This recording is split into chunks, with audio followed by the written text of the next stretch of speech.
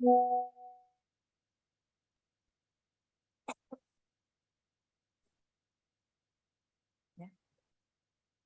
ar-Rahman ar-Rahim. Assalamu alaikum wa rahmatullahi ta'ala wa barakatuhu. It is with great pleasure and honor that I extend a warm welcome to our esteemed guests, all of you present here today, and especially our chief guests for this momentous commemoration event, the commemoration of Professor Dr. Muhammad Arif Zakaullah and the launching of the Muhammad Arif Zakaullah Award for Debate Excellence, the Azadi Fund. Your presence today with us is a testament to the significance of this occasion and the importance of the legacy that we've gathered here to remember, reflect, and honor. Professor Dr. Akmal Khuzairi Abdul-Rahman, Deputy Rector, Student Development and Community Engagement, representing the Rector of the University, Young Bahagia Syed Sadiq Syed Abdul-Rahman, Member of Parliament for Muar Constituency, Honorable University Management Committee members, Madam Kokab Arif, Mrs. Mona Arif Haq, and Ms. Zara Iman Haq, representing the family members of Almarhum Professor Dr. Muhammad Arif Zakaullah, Professor Dato Sri Dr. Syed Arabi Idit, former Rector IIUM, Tan Sri Dr. Nick Nazro Thani bin Nick Hassan Thani, consultant at Zayed Ibrahim & Co. and Puan Sri, Datuk Veera Dr. Haji Rais Hussain, President and CEO of Amir Research, Dr. Amir Hassan Butt, Third Secretary, High Commission of the Islamic Republic of Pakistan in Kuala Lumpur, Dr. Mazlina Muhammad Hussain, Director, IIUM World Debate and Oratory Center, IWAN, Madam Fahda Noor Binti Ahmad Kamar, Managing Partner, Fahda Noor and Yusmadi and spouse, staff, students, and alumni of the International Islamic University, Malaysia. A warm and enthusiastic welcome to you all. We will start this event with me requesting all of you to stand to respect and honor the national anthem of Malaysia, Negaraku, please.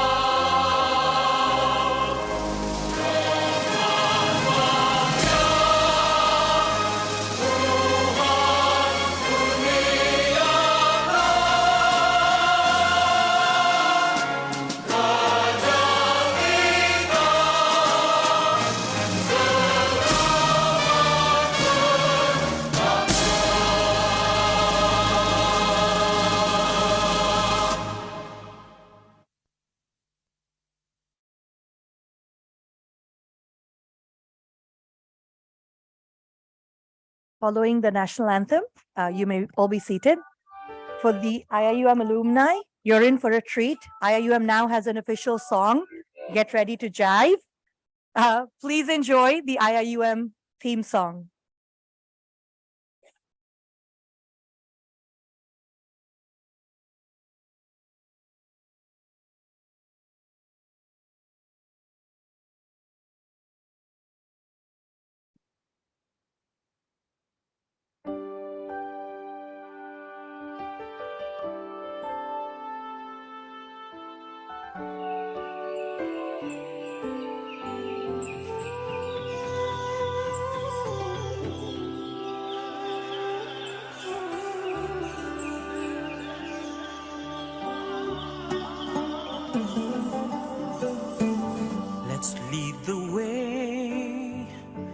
Light in the future, share the wisdom, to the spirit of Islam. Revelation and reason shall excel, shall prevail. Merging faith and knowledge, we, the Khalifa, we will fulfill the Amanah. Together we make the world a better place. Forever expand the culture of Iqra. IIUM is to realize the meaning of Ramadan lil Alameen. Together we make the world a better place. Forever expand the culture of Iqra. IIUM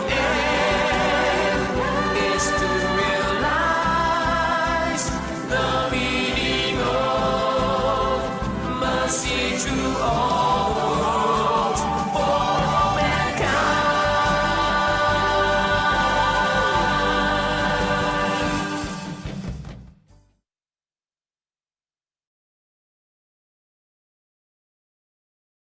Moving on, I'd like to invite Brother Faris Abdul-Rauf to recite the dua to bless this commemoration event. الفاتحة.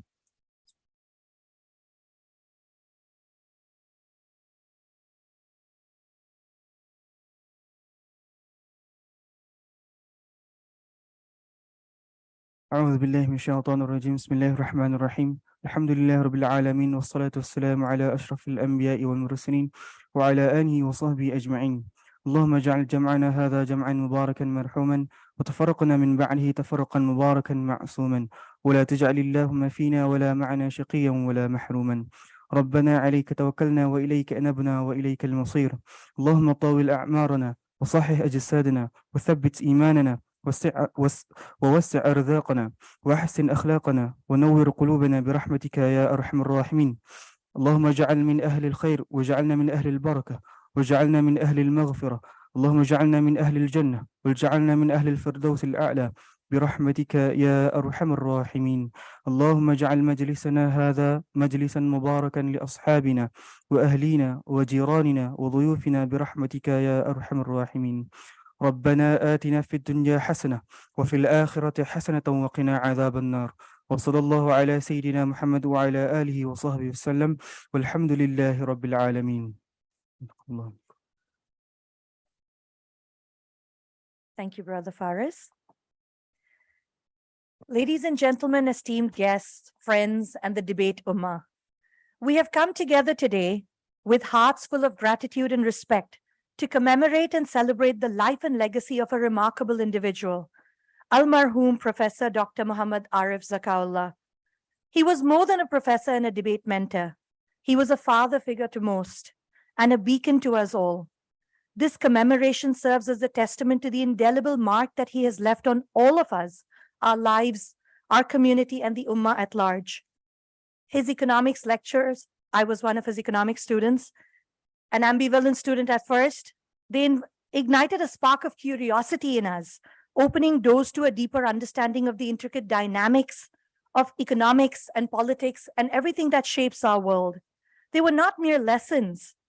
Rather, they were pathways to enlightenment, woven with insights that transcended the textbooks from which he thought. But Professor Dr. Arif Zakaullah was more than just an exceptional lecturer. He was a debate mentor who kindled the flames of eloquence and critical thinking in us, his students. He believed in the power of constructive discourse, the art of reasoned argument, and the beauty of differing perspectives coming together to shape a more nuanced understanding of complex issues. His guidance on the debate stage was akin to a maestro conducting an orchestra, bringing out the harmonious symphony of ideas from his proteges. Beyond the classroom and beyond the debate rooms, Dr. Arif was a friend, a confidant, and a source of unwavering support. He believed in the potential of every student, investing not just in our academic growth, but also in our personal and spiritual development and excellence.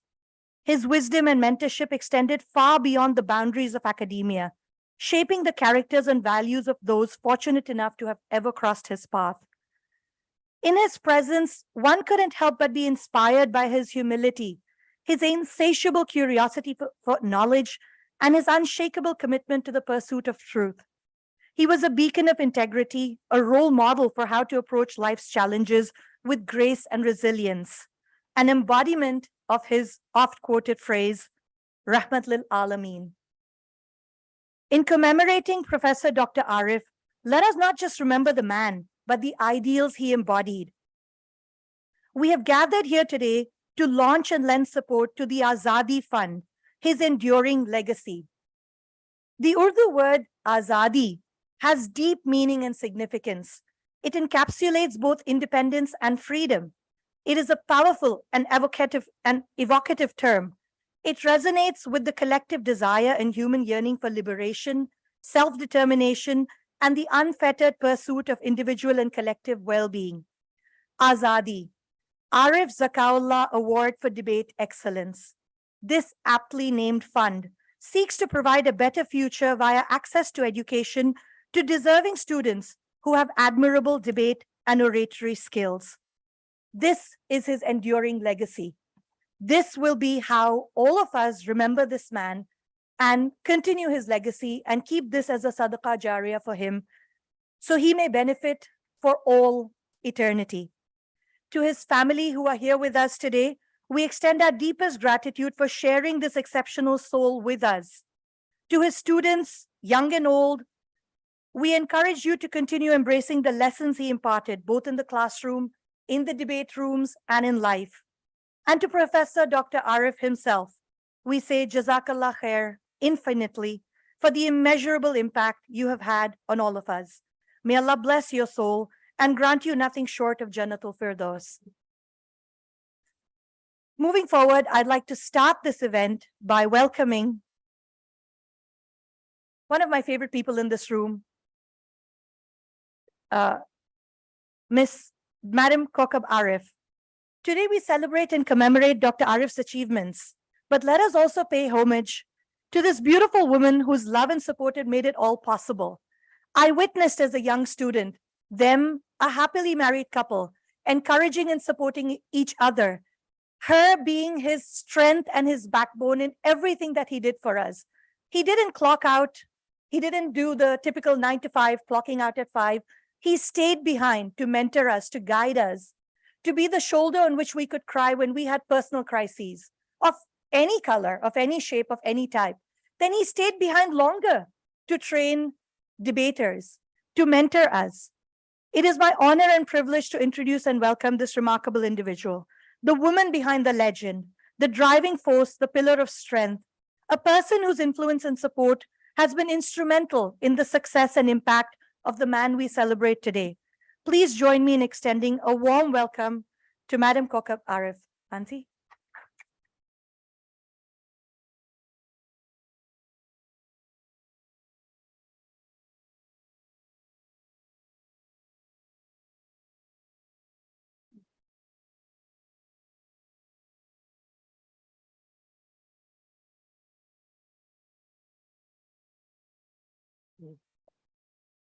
Professor Dr.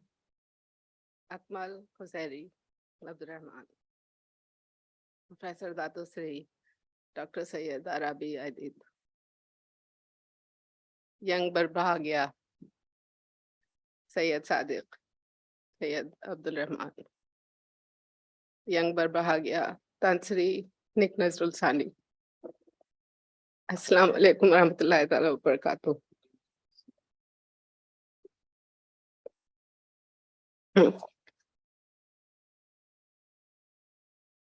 I'm very grateful to the Honorable Rector, Professor Tansri Dato Zulkifli Abdul Razak, for his support, and the IIUM staff for organizing this event.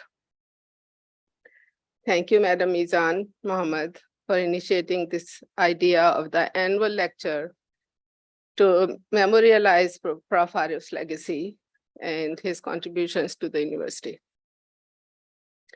We welcome Madam Mazlina,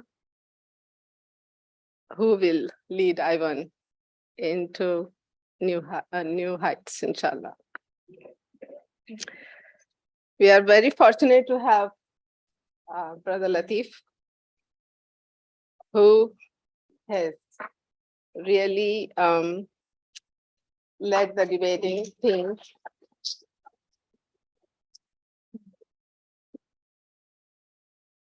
Prof. Arif had trained him, and I remember those days. And he became the world-class debater, and he has taken this responsibility to be training the new generation of debaters, and we are very, very happy and proud of your contributions to the university.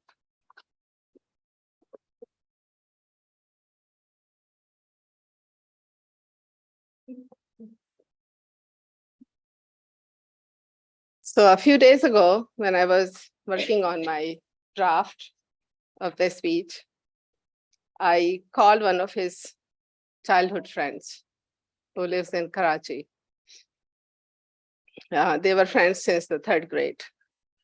And I asked him, how would you describe him? Because I met him later on. And he said that Arif was a genius. He was humble, helpful, kind, and a visionary. Someone who was ahead of his time. The Arif who you all knew was exactly this. What you all may not know, however, is that he was selfless and service-oriented his whole life. Long before and long after IIUM. Let me give you all a short history of Arif's life. He was born in Delhi around the time of India's independence from Britain and the partition of India. It was a turbulent time. It was not an easy time.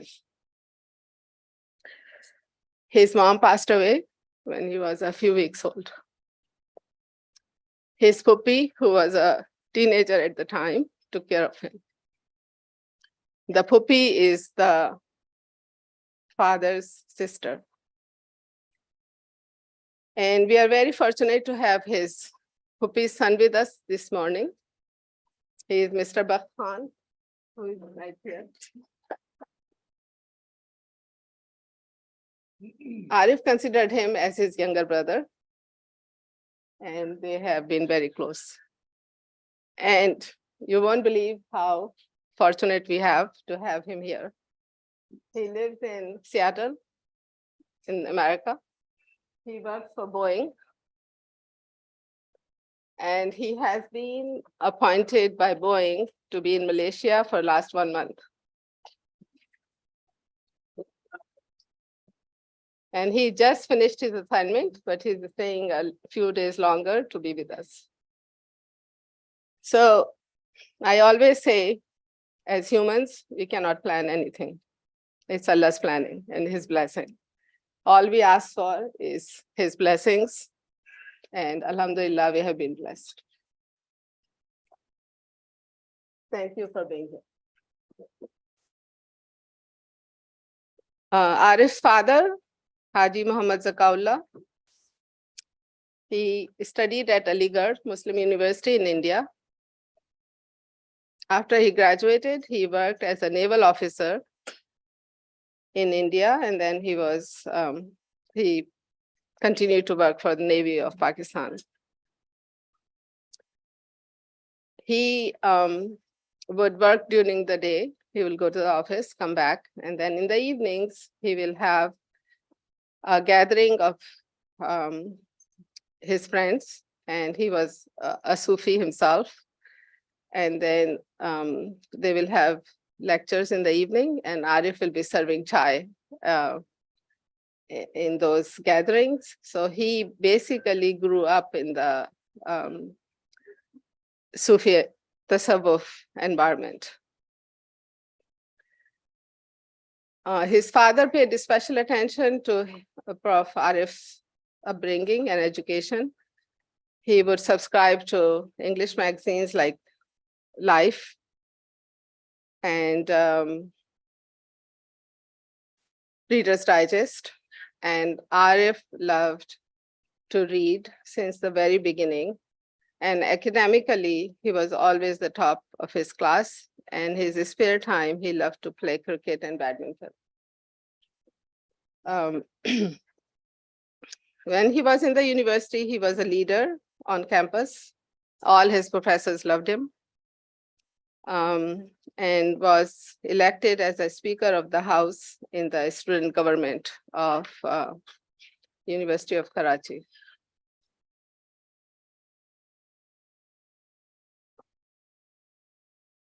And it's a very prestigious position. He completed BA Honors and MA Economics degrees from University of Karachi, and then joined Research Department of State Bank of Pakistan, which is Bank Negara in Malaysia.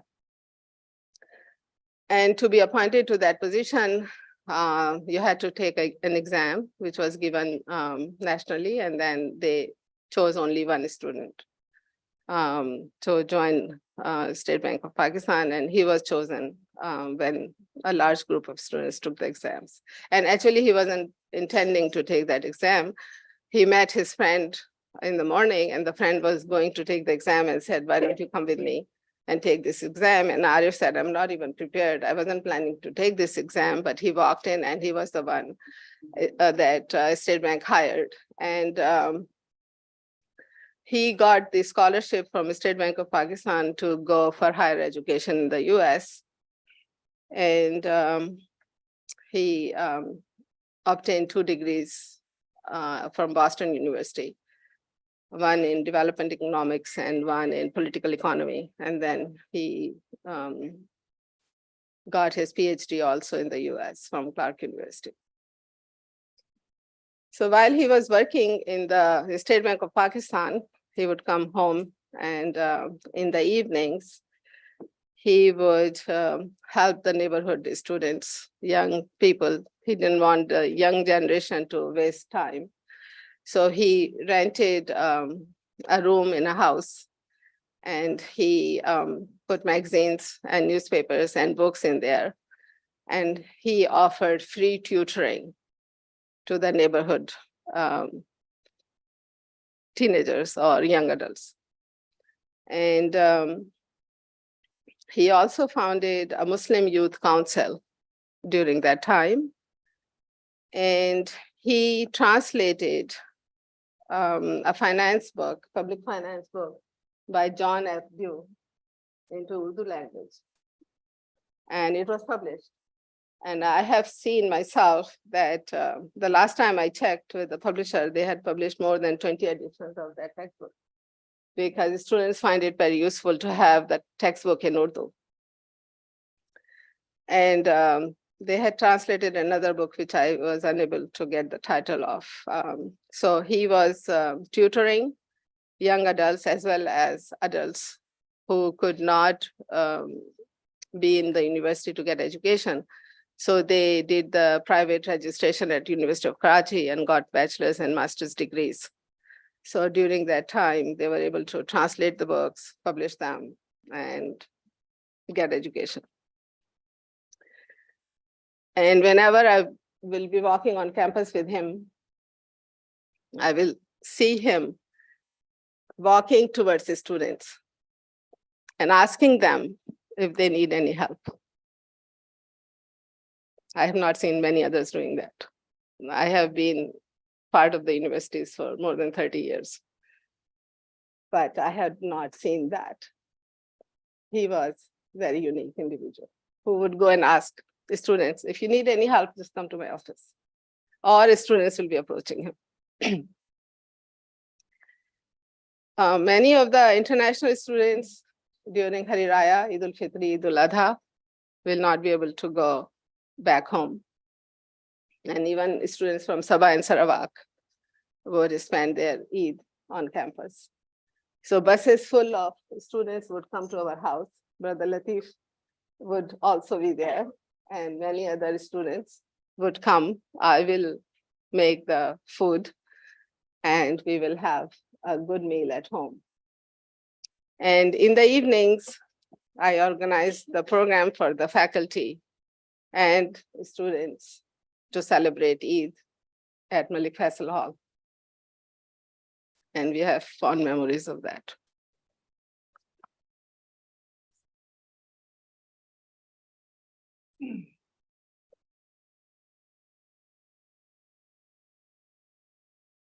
And he would lend to copies of textbooks to many students who couldn't afford to buy textbooks. So he had a notebook where students will write their name, borrow the textbooks, take them, and then bring them back. And then other students will borrow them, because faculty members can get textbooks from publishers that he will share.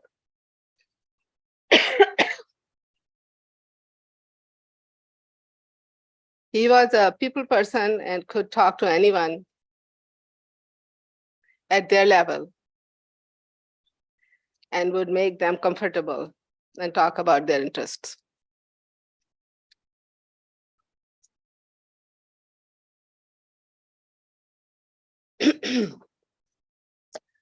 I have known many individuals in the US and Malaysia who converted to Islam because they spent a lot of time with him. After spending time with him, they converted. And I know many of his students have named their children Arif.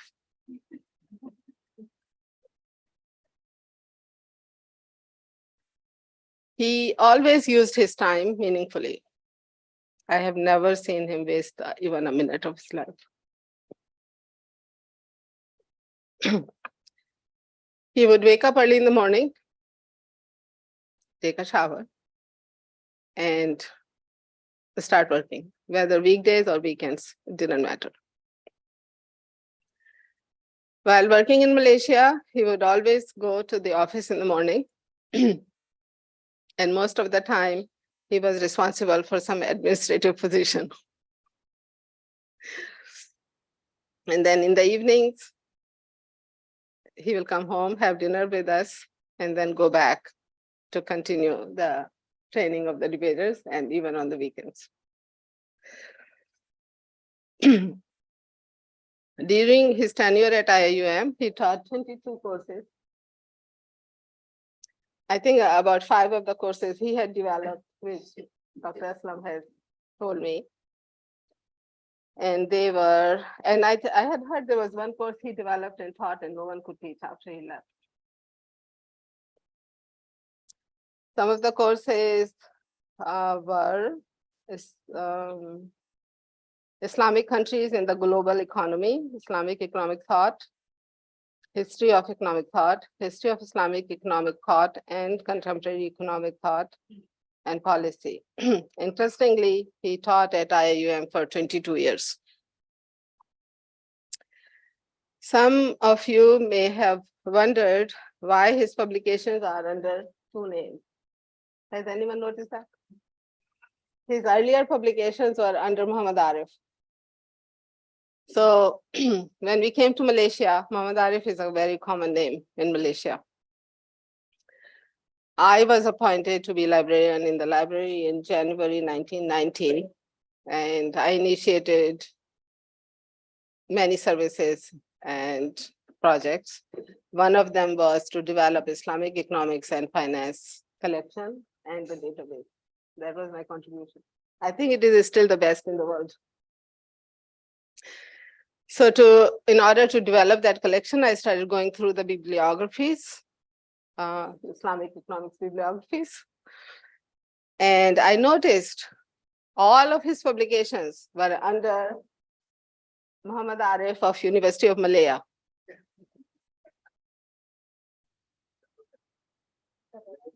No, all his publications were under his name.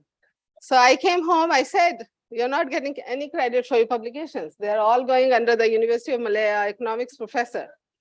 So at the end, no matter how much publications you have, they will go under his credit, not you.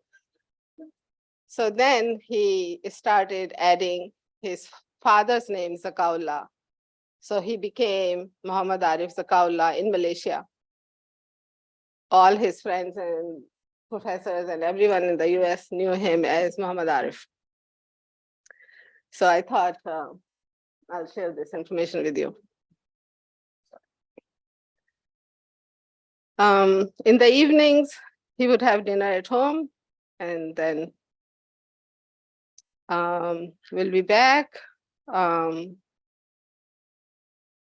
after training the debaters, you won't believe what he would do. He would drop some of the students at their homes. And I wouldn't go to sleep until he was home. And I was working. I had to be in the office next morning. And he will also drop some of the students at the train station once we had LRT. So imagine how late he would come home. In addition, on many occasions, one would find him in the study writing speeches for Malaysian prime ministers, cabinet ministers, and various other national figures late into the night. If someone asked him to do something, he would never say no. I think our Tansiri Nick Nazrul knows it very well. Many times he was the one giving him speeches to write. And our other Dato Saifuddin Abdullah, who was supposed to be here, but I don't see him here. So, and there were many others who would just ask him to write his speeches because he was the best.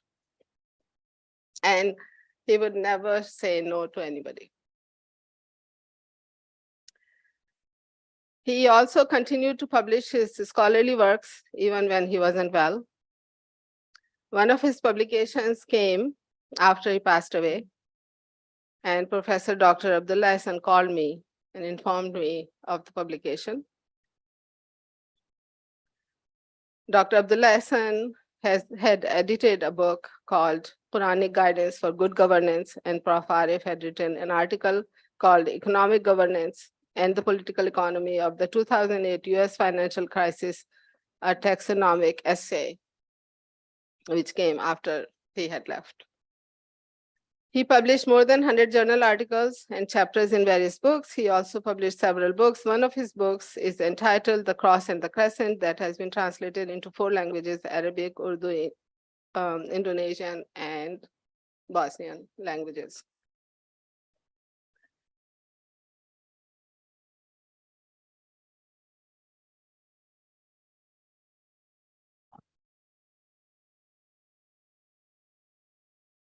Looking at the audience today, I see so many of Prof. Arif's students. I'm proud to see that you have become presidents, politicians, ambassadors, professors, writers, CEOs, CFOs, entrepreneurs. The common thread amongst the careers is that you are all leaders. You have realized Prof. Arif's vision of the future of the Muslim Ummah. And I could not be more proud. In the same vein, one of Professor Arif's favorite sayings was that the next generation has to be better than the previous one. So as my speech comes to a close, I would like to share a piece of advice from Prof. Arif about raising children. One should strive to instill intrinsic motivation in their children in order to enable them to achieve the highest levels of excellence in their chosen fields. After all, to quote him, God helps those who help themselves. In the Quran, Allah says that Jannah is whatever you wish to be. Up until his last day, he was focused on the pursuit of knowledge. He was writing poems in English language. And he was holding his phone and he was editing until the last breath. And in fact, just 2 days before his passing, he shared a dream with me. He said that he was standing near a mountain with a group of young men who were all much stronger than him, and everyone was trying to climb up to the mountain. And no one succeeded except him. He climbed up, he found a beautiful library, and he went in and he was happy.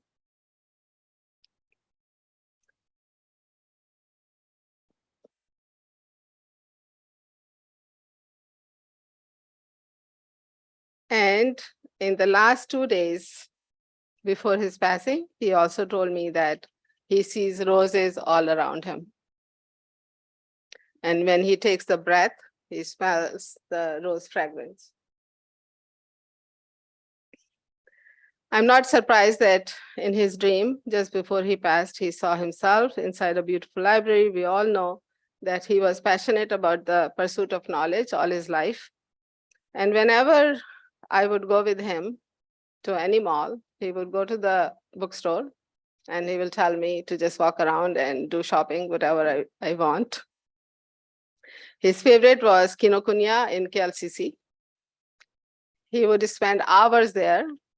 And when I would come back to see him, he will have pages full of citations that he had noted down all the new titles. And he would come to the office and ask the secretary to type all those and send to the library and ask the acquisition librarian to acquire all those books. He wanted his students to have the best up-to-date information. And I'm very proud to say that our library has one of the best collections. I remember Tun Mahathir used to call our library and used to get material to read.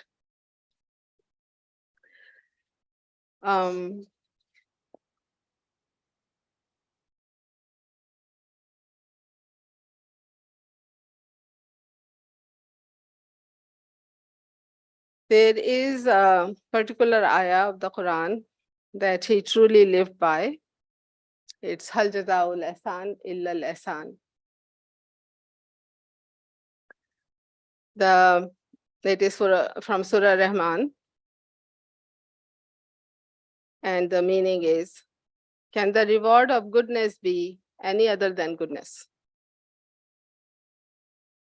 According to Abul Ala Madudi, Tafsir, that is how, after all, is it possible that Allah should allow to go waste the sacrifices of those righteous servants and should deny them their rewards? Rereading this ayah, I'm reminded of both Prof. Arif and our former rector, late Prof. Kamal Hassan, very much. I served as a professional librarian here at the main library. Prof. Kamal Hassan would always call me when he needed information. He was a true scholar, and I'm saddened that he is no longer with us. Prof. Arif and Prof. Kamal, I'm sure, are both in Jannah. May Allah raise their ranks in Jannatul Firdaus, Ameen. Before we continue with our program, I would like to invite my granddaughter, Zara. She's the daughter of Mona and Adil, to read a short poem written for the students of IIUM. Arif's students, when he suddenly left from Malaysia, when he got sick, they mailed him a book of photos and messages compiled by Ms. Saman Khan, one of his students, after hearing of his departure, and mailed it to him. We had left in August 2011, and he wrote this poem in December 2011 that Zara is going to share with you. Thank you very much.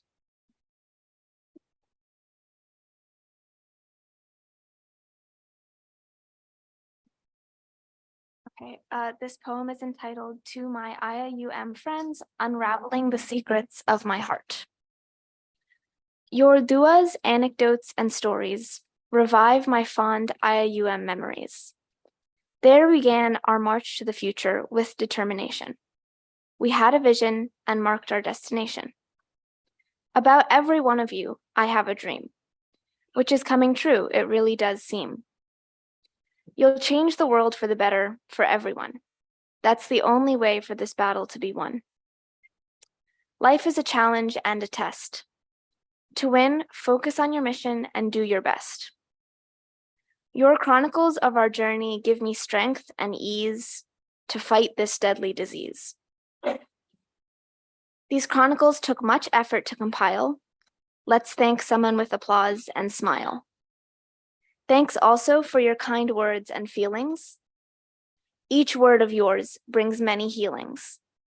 You are young and full of energy. Cooperate with each other to gain synergy. If you hold together the rope of steadfastness, you'll be the victors. No one will match your greatness. I look forward to meeting you soon, and the pleasure will be mine. In a world of your making, where humanity will shine. May God always be your protector and guide, and may success, victory, and glory always be on your side. Whether I'm here or I'm gone, my prayers will always be with you through the day, from dusk to dawn. I wish I could express how I look at you. You are my intellectual extension, and I dearly love you. Keep me posted via email, and in the struggles of life, may you always have a smooth sail.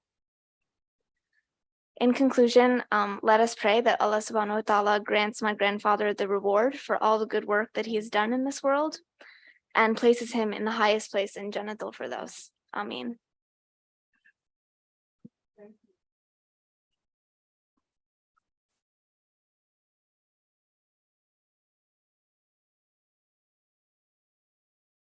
Thank you, Kokabanti.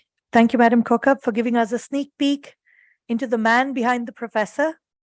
Your words have shed light on the remarkable character and the journey that he has taken, leaving us with a much deeper appreciation of him and his legacy. Thank you for such a memorable address. I'm indebted to both him and you, and I really miss all the yummy food you used to cook while you were in Malaysia. We'll have to visit you in New York next, inshallah. Thank you, Zara, for that beautiful rendition of your grandfather's poem, Unraveling the Secrets of My Heart. He will always, always have a special place in all of our hearts. Moving forward, I'd like to invite Tan Shri Dr. Nick Nazrul Thani to deliver his speech on the formative years of English debate at IIUM and Malaysia, Dr. Muhammad Arif Zakaullah, a pioneer. But first, a little background on Tan Shri. Tan Shri Dr. Nick is practicing with Malaysia's largest law firm, Zayed Ibrahim & Co., in association with KPMG Law. Prior to joining Zayed Ibrahim & Co., he was practicing with Baker & McKinsey, the international law firm, and previously he worked at an audit firm and a bank in Kuala Lumpur. He was formerly the Deputy Dean of Ahmad Ibrahim Kulliyah of Laws at the International Islamic University, Malaysia. He graduated with an LLB honours from the University of Buckingham and an LLM from Queen Mary University of London, and a PhD in law from the School of Oriental and African Studies, University of London, and he is a barrister at Lincoln's Inn. In addition, he holds a postgraduate diploma in Sharia law and practice with distinction from the International Islamic University, Malaysia. He was a visiting Fulbright scholar at Harvard Law School between 1996 and 97, and a Chevening Visiting Fellow at the Oxford Centre for Islamic Studies, Oxford University, 2004-2005. Tan Sri Dr. Nick is a fellow of the Financial Services Institute of Australasia and sits on the board of several public and government-linked companies. Please join me in welcoming our esteemed guest, Tan Sri Dr. Nick Nazrul Thani, to deliver his commemorative speech, Formative Years of English Debate at IIUM in Malaysia, Dr. Muhammad Arif Zakaullah, a pioneer. Thank you, Madam President. Thank you. Distinguished guests, ladies and gentlemen, when I was invited here by Latif to speak on this occasion, I was in a bit of a dilemma because I'm a lawyer, so we never open our mouth until we're paid. So, but today I made an exception because it's Dr. Arif. I know he's passionate, and I'm sure he wouldn't like me to ask for any money for this speech today. Right.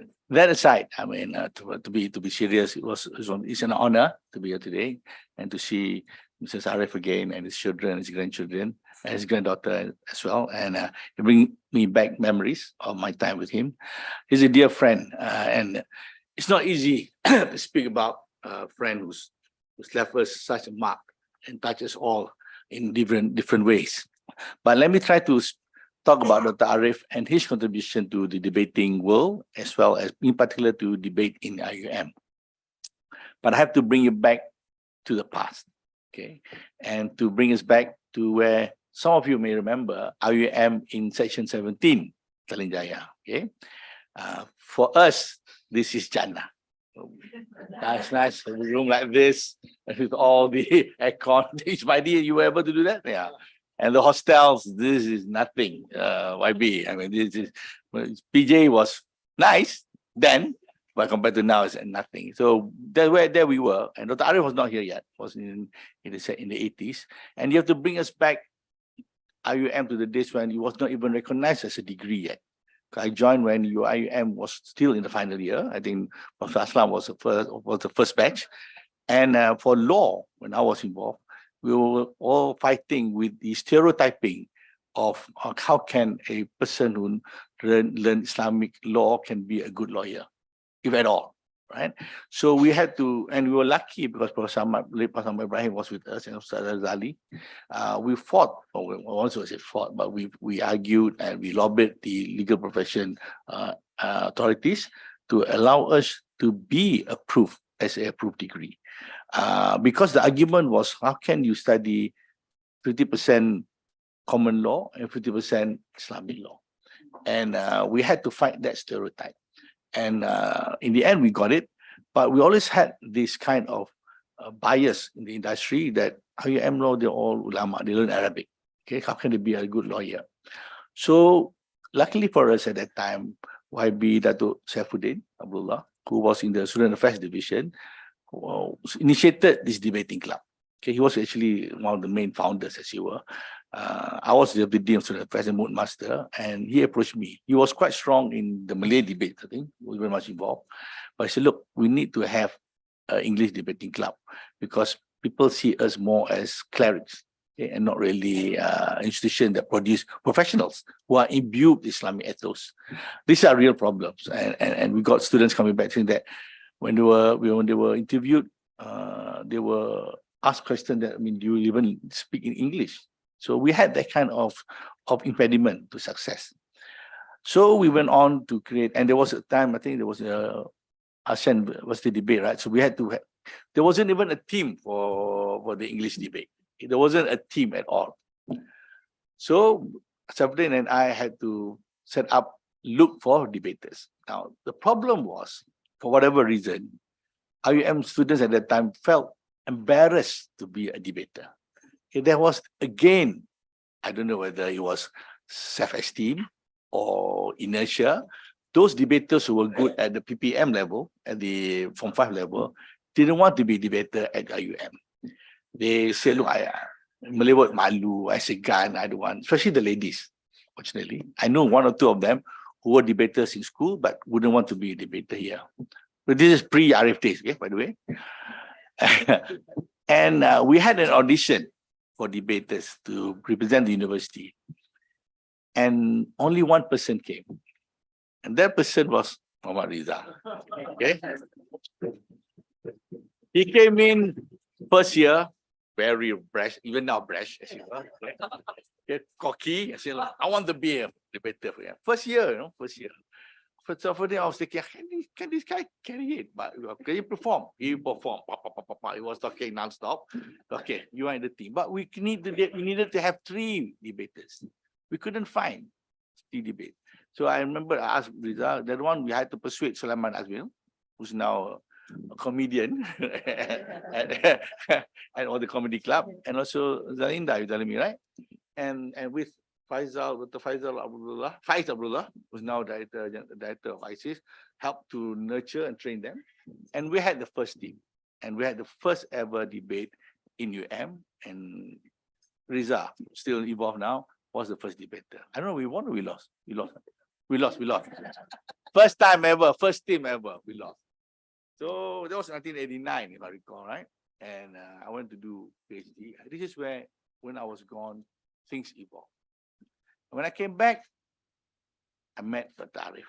Okay. He was then in charge of the debate. Riza can probably fill in the blanks when I was gone, the challenges. And I was amazed to see how things had improved under him. And as you're aware, Dr. Arif, everything you mentioned about him, I can concur. But I'll give him a certain perspective of his that impractical aspect of how, as a husband, yes, it might be all right, but as a leader of the Moods Club, a debating club, he was a pain in the ass because he kept asking for money for students, he kept fighting with me. But we are friends. But he was always fighting for the students, for the debaters. Okay, never for himself, never recognition for himself. We keep saying, look, we need to go to the world debate. I said, no, I don't have money. I was dean of student affairs, by the way. So I was in charge of the debating as a team. So, but he persuaded me. Together, we went to rector, to Hamid Abu Sulaiman, got scolding for him, saying, where you get money, all this and that. But in the end, we got it. Sometimes even rector himself, when he used his own money, his connection to give us money to go to debate, all that. And this relentless sacrifice that he made is where you are now. I think everybody was touched by Dr. Arif somehow, and his dedication, his commitment to the debate is, I mean, beyond bounds. I mean, when you get Dr. Arif, you get his family together. His daughter, his wife, children, always with us. And I later on found out that he even spent time at night for training. And I think I remember Taufik had to be was the team then, right? And were training. And I came one or twice to the training at night. I see how committed they are. And I tend to feel that sometimes you get people that are once in a lifetime. The person that dedicates himself to a cause, and without the thing is, he even sacrificed his academic credentials. I remember one year he couldn't get promoted because he was doing too much debate. I said, okay, I'll have to work harder. He got it in the end, but he had to sacrifice. The sacrifice he made for these students, I think most of you don't know the kind of thing that he did for you all. I mean, I would say the debate that he had on the academic world, of even spending time to even do debate. There are certain people who felt that, look, spend more time on the academic part, less on the extracurricular. But we wanted to come up with a kind of graduate that in the end we achieved, during my time anyway. I think now it's improved more. Strong with the feet, taekwondo, but strong in the brain as well. And this is the image that we wanted to show, especially for the women, that IIUM graduates can be both academically strong, but also imbued the Islamic ethos and ethic, but also be a good person who knows about Islam and choose the way of life of Islam. I don't want to say much about him, but I can say that he really wanted to stay on in Malaysia. I remember we worked hard for him to do that, but it was not easy. I remember at one time when Saifuddin and I went to the government to ask for his to request for his citizenship, we sponsored him. The problem was we wanted the children as well to be Malaysian, so it was not easy. So we tried, but I know he bought a house. He sold it in the end. But we kept in touch, and I think I always remember him as a dear friend and brother. We always argued, but we always remained as friends. We never fought once in my life. He never had a bad word against me, whatever. We just debated. I see him. Arif's always debate. He'll never say no. But I thank the opportunity to say all these things about him. Of course, people like we call it Latif or the nurtured. I mean, we heard what the Professor Madam Kokap said just now. He was a father to everybody. And I think what I can say that maybe Saifuddin and I will help to put up the seed for the debating club in your IUM. But he was the one who nurtured it, who nourished it, put water to it, see it grow, and saw all the flowers that all of you are, the flowers. Okay, and we've gone way and beyond. We got MPs here, we got bankers like Taufik, okay, who are debaters, and we got lawyers. Malik Imtiaz also was a debater at university. And of course, proper people like Riza. I can name names for Adah as well. But in all, you all, through small part of Dr. Arif helping out, created the image of IIM graduate who is steadfast, strong in principle. Politically, you can go across the board. We have across the board. I'm happy to say I've got students who are in PAS, Muda, UMNO, Pakatan, and so I'm friendly to all. I'm non-political. And some they come validate to me, and so they all talk about Dr. Arif most of the time. I mean, and how he touched them. And he can scold them, but always the intention of making them a better person. And with that, I thank the opportunity, but let's remember him as a good friend and brother. Thank you very much.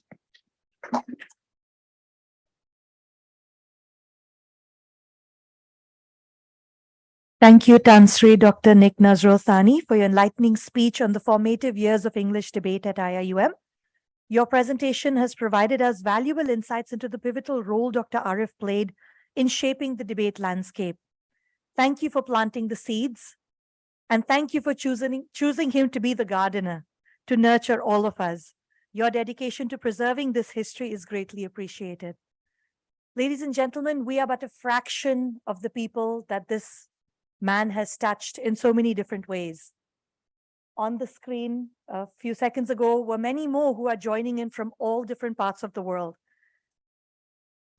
We'd like to now have a multimedia presentation with a collage and messages from people that have been impacted by him from all over the world.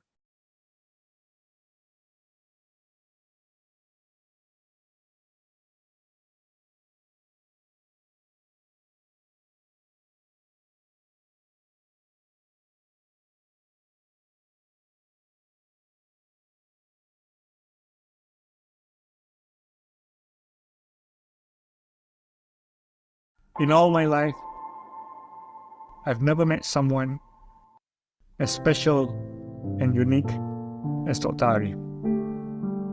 He was like a second father to me. He became a mentor, a father figure, a friend.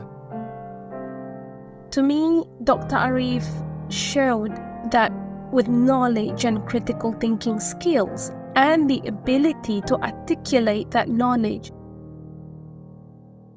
we are never inferior.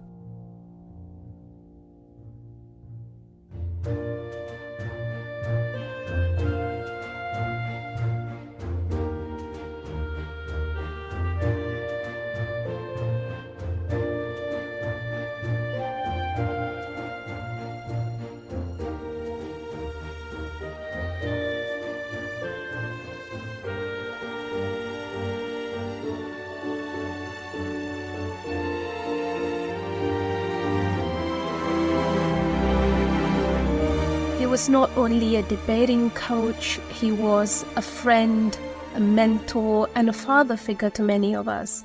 He has taught many lessons and has inculcated timeless values. He always believed in us, but was also truthful when we dropped the ball. There are three things that you have given me and that are really important in my life till this day. Number one, you were amazing and inspiring. I remember feeling like a gladiator going into debates, ready to destroy the opponents. Number two, you had this ability to see greatness in people even before they saw in themselves. And finally, you had what we call tough love. You pushed us to really improve and to get better, but at the same time, we felt your love. I hope you as debaters will always remember, wherever you go, you are an ambassador of your country, you are an ambassador of your university, you are daughter or son of your parents. So I'm really sorry if I have to say, but I have to. And I hope and pray that you rise to very high positions of responsibility. And at that time, you will not lose your temper and you will watch your words, especially the leaders. Debaters are the future leaders. He was concerned about all communities of the Muslim Ummah, especially communities facing hard time. He used to tell me, can we find students from Afghanistan, Bosnia, Kashmir, China to join the debate club? Because we need to create role models in these communities. And we did. The lessons that he taught me, I'm blessed and I'll forever remember them. His lessons were not small ones. He believed in thinking big, building nations, building civilizations that will last 1,000 years. We honor him by remembering these lessons and applying them in our lives. He used to train us at 7 in the morning when he had a busy schedule as the Deputy Dean of the Kuliya. He cared for our improvement so much as if he was an angel sent down to help us. He was more than just a teacher, a debate trainer. He was a mentor, someone who genuinely cared for you like a family member. He gifted the kids with books. He even shared with me an essay on child rearing in typical Dr. Arif fashion. Other than my own parents, he was probably the person that had the single most positive impact on my life. He has instilled in me the hunger for knowledge that he has. Professor Arif's passion for knowledge was contagious, and he would share his knowledge with us, but also encourage us to learn about the world. He taught me history, but I never took a history class with him. He taught me philosophy, but I never took a philosophy class with him. Political science, religion, psychology, critical thinking, public speaking. Yet, he was my best teacher ever. And of course, through him, we also got to know his beautiful family, Madam Kokab, Rehan, Salman, Mona. If I can take a moment to also say thank you to Madam Kokab and all her children. In all those times you have let us keep your husband and your father away from you. I want to thank them personally also for sharing Dr. Arif with all of us. Thank you for your hospitality, your generosity. We are truly and eternally grateful. He ingrained in us that true dignity is when a person won't be missed after they are gone, for they would have left behind a legacy of self-sustaining institutions. Today, we pay tribute to Dr. Arif for all his contributions. We honor a man who has influenced thousands of people to be the best that they can be. I miss him dearly. I can say with absolute confidence that he has shaped the person I am today, and I'm eternally grateful to him. Dr. Arif is timeless and forever lives in our hearts. So for all of these things and for many more, I am forever grateful. May Allah grant him the highest place in Jannah. Allahumma fir lahu warhamhu wa'afihi wa'afu anhu. Ameen. I miss you terribly, Dr. Arif, and thank you so much for teaching me. While you indeed left behind a legacy of self-sustaining institutions that have indeed gone from strength to strength, my dear friend, my teacher, my mentor, you are still sorely missed. Thank you, Dr. Arif.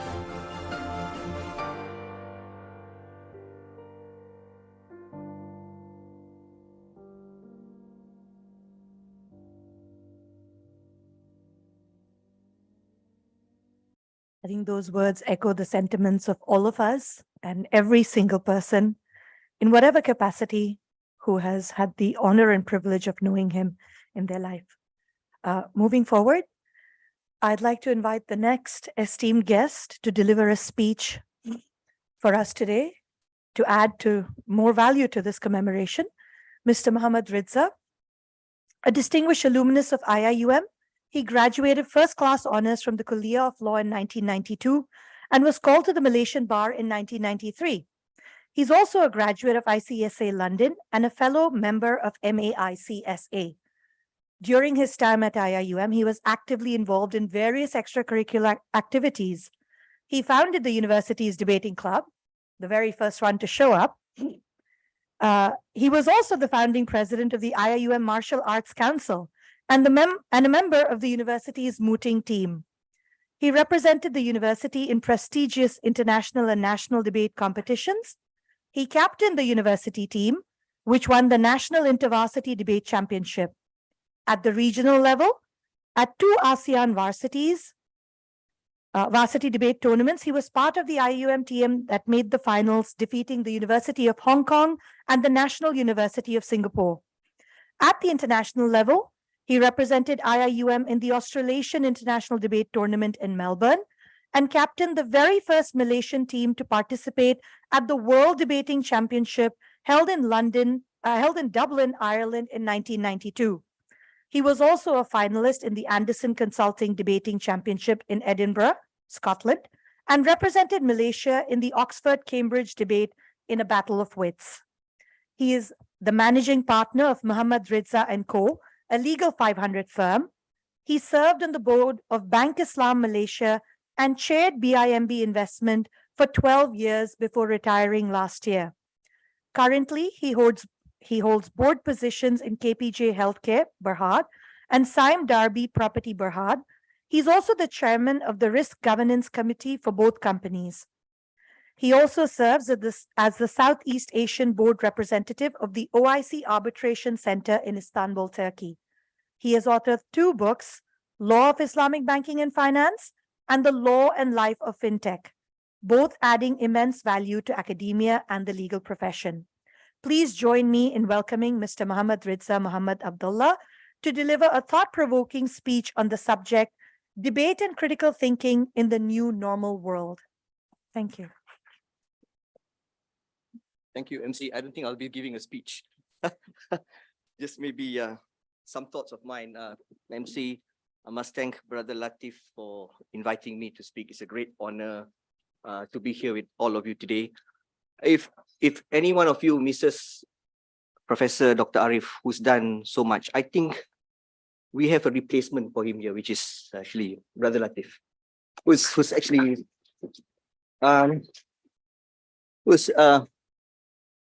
Dr. Arif has done a lot for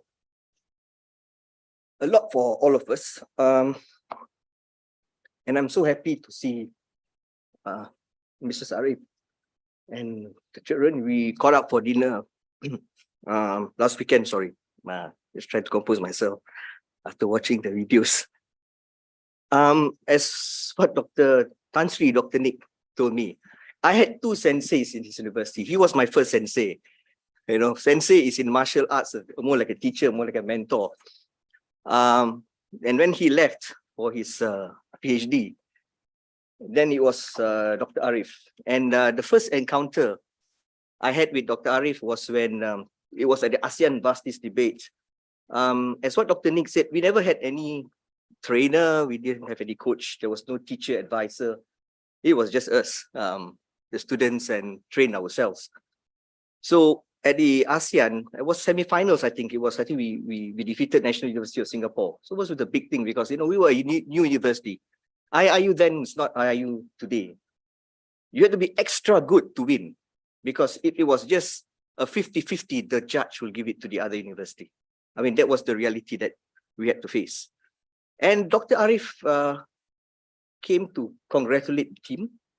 It was me, Sulaiman Azmil, and Mariam Jabbar at that time. I've seen Dr. Arif in India because we were all law faculties. Those days, IIU debaters were all lawyers. They were all law students. You know, and Professor Arif was, of course, an economics lecturer. And he congratulated me, and I knew that, I sensed that interest that he had in the debating team. So when the time came for us to participate in the world debates, there was the first world debates for a Malaysian team to be represented. And I must thank the university who managed to gather the funds for us. It wasn't cheap, you know, to travel to London and then Dublin after that. The rector, the late Professor Abu Hamid Sulaiman, asked me, Brother Reza, you have anybody that you would want to assist the team? So at that time, I think we had Madam Jagjit, who was also the advisor. I said that if the university doesn't mind, I'd like Professor Arif to actually accompany us as well. So we had two teams. The first one team was Malik and the late Eddie Razman, and the other team was me and Mariam Jabba. So it was Professor Arif coaching us and Madam Jit coaching the other team. All right. And I remembered that when we went to in the flight that we had, it was a long flight, and Dr. Arif always says that before preparing for the debate, you need to know everything under the sun, Riza. You're a law student, but you're supposed to know everything. And I said, yep, you could teach us economics, and you know what? He gave us a 2 hours, not a lecture, but education on economics for 2 hours. And after that, I was ready to do an economics exam. That's the kind of person. That's the kind of person he is. He makes complex things look very simple. And the concept of opportunity cost, IRR, that he taught me, and until today, I remember them because the grasp is so strong and fundamentally, and I'm able to appreciate and implement what I have. So Dr.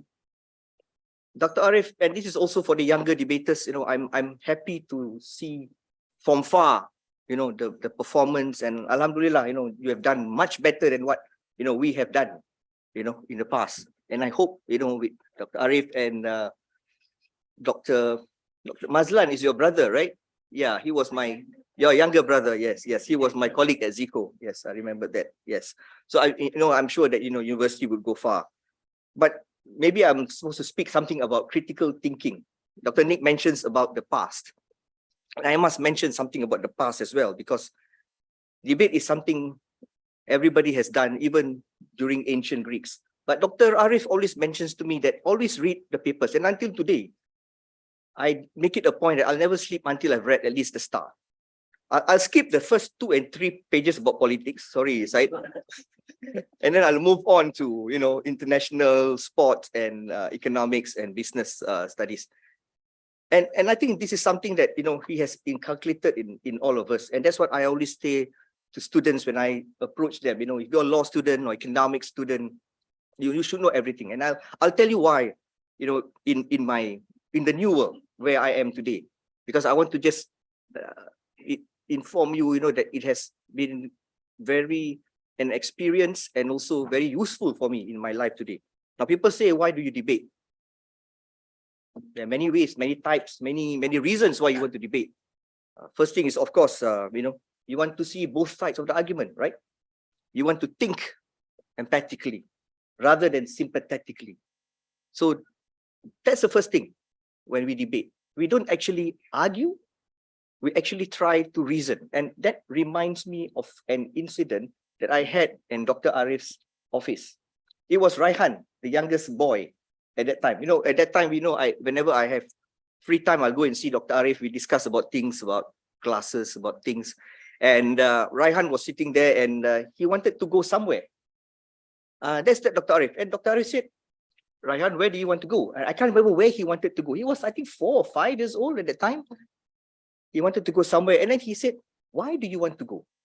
Is there a better reason that you want to go and rather than stay here today? That's the kind of person he is, even towards his children. And I think when we met Mrs. Arif, she said that both them, Mrs. Arif and Dr. Arif, they communicate with the children. They don't scold the children, they communicate. And alhamdulillah. And I know all 3 of them, been very successful, and what their careers that they have done today. Second purpose, you instruct the public. What does it mean? That means you don't use bombastic words. You make things easy for people to understand, because you need to communicate clearly. And when you are in the business world, or when you are in practice, or wherever you're in a bank, you have various types of individuals. You can't be talking legal language to your client because it doesn't make sense to them. Third purpose, this is the other thing that Dr. Arif says, we prevent fraud and injustice. Aristotle always says that we prevent fraud and injustice, which is a concept I think lost today because today it's more emotions and experimental knowledge, which is the primary determinant than right or wrong. It's not the cold truth anymore, unfortunately. But that's when, as a debater, as a former debater, you can make that difference in whatever you do.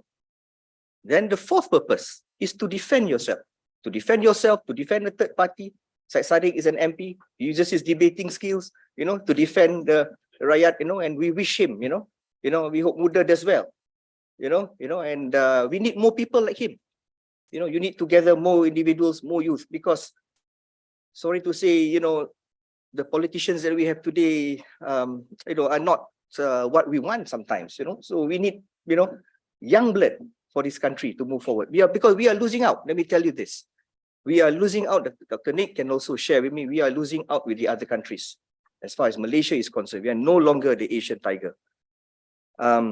Because when they say a skilled speaker can actually save 1 million lives compared to a soldier, they can only do a limited damage alone. And I always like, when I was in school, I like to quote President Sukarno of Indonesia.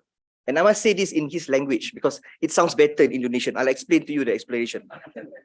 Beri aku 1,000 orang tua, nescaya akan kucabut semeru dari akarnya. Beri aku 10 pemuda, akan kugoncangkan dunia. What it means is, give me 1,000 old men, I'll move the mountain. Give me 10 young men, I'll shake the world. This is the kind of difference that you can make, as a speaker. But all these are the past, the purpose of debate. But the new purpose now, the new world now, is one thing which has not existed, which is time. While us, to respond, to react, thinking on your feet. This is very important. This is what Dr. Arif always tells me. And the thing about Dr. Arif, he's always 5 steps ahead of you. He gives you an argument, he's got a counter argument. He's got a counter argument to that particular counter argument. And what does that teach you? It teaches you that when you are in a meeting or when you are in a discussion, you must always see that your point of view may not be the only point of view. You must always listen. I notice nowadays people don't listen. They talk more, but they don't listen to the other side. The same thing, I think, when you bring up your children, I think you should listen sometimes. Although my children may tend to disagree with me sometimes, but it doesn't matter. Okay. So, debate, as you know, you were all debaters before. That was the ideal world. But in today's world, you need to implement what you've learned. Maybe I can give you an example. As a corporate lawyer, maybe, right? I have to display critical thinking when I negotiate local contracts or international contracts. I remembered when I negotiate contract with the Iranians, they will never send a lawyer, they'll send an engineer. On purpose. Because the engineer can say certain things that they say, I don't understand this concept, and make life difficult for you. So you need to establish as to what you need and get across what you need to particular contract. So you can't talk legal jargons with the Iranian engineer. The Chinese will pretend that anything is not negotiable. So it's a question of how and why you want to negotiate that contract. A Petronas contract, only 5% is negotiable. You pick and choose which one you want to negotiate. Forget the I's and the T's. You only have 5% to negotiate in the contract. You decide for your client, which aspect is it that you want to negotiate. When you deal with the Koreans, they will sign anything. After that, they'll go with a variation order. What does that mean? That means whenever you negotiate a contract with the Koreans, after you have signed the contract, make sure that whatever clarifications they come with, you answer properly. And you should know beforehand why they are asking that clarification. Because they want to go for a variation order. And that will cost you millions. So that's, again, thinking ahead. All right? When you deal with the GCC, for example, when I was doing the pavilion project for Kuwait Finance House, I had to deal with the Sharia advisor. The Sharia advisor of Kuwaitis are different from the Sharia advisors of Malaysia. They are 100% must be Sharia compliant. So you need to be able to see their point of view. For them, a mall is not Sharia compliant. But in Malaysia, a mall can be Sharia compliant, provided it's 30%, 70% Sharia compliant. So you need to engage and find a solution for that. When you deal with the other point was I was dealing with Brunei. I was dealing with Shell. Shell was a joint venture partner. They didn't understand what the sukuk is all about.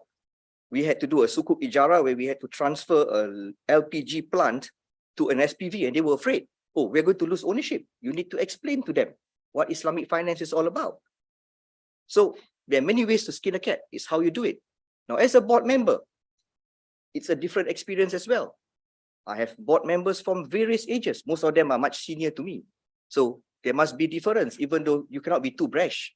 You need to understand their point of view. They are lawyers, they're engineers, they're accountants, and Dr. Nick can share this with me. It's how you deal with them. Then when you deal with the senior management, it's a different ballgame as well, because the senior management needs to get your guidance. And then you have to do the interview. You need to get the right person. You need to manage your stakeholders.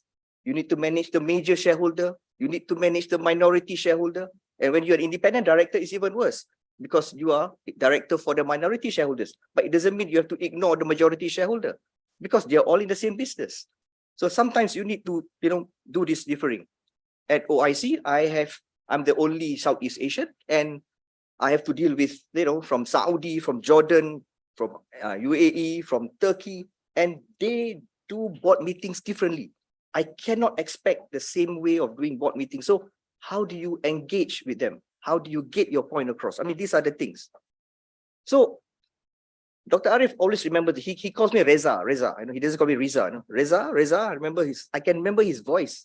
It's that, he said, Riza, there's no right or wrong argument.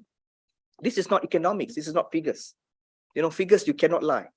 When we come to facts, now he said, he'll say that that's distinguishable.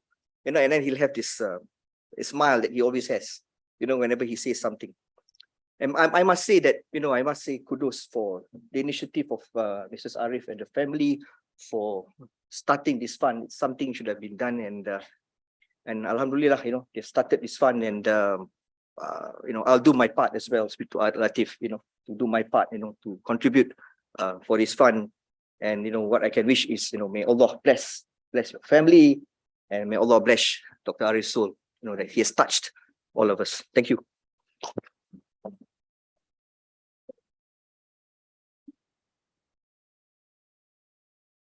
Thank you for the thought-provoking speech on the relevance and significance of these skills in our new normal world. You've given us valuable perspectives on how to navigate the challenges that we may face. Thank you very much. Moving forward, I'd like to invite the next speaker. I think she is, if I can share a personal anecdote, when I first joined debating, Dr. Arif spoke of two remarkable women in the debating world, Kak Fada and Kak Diha.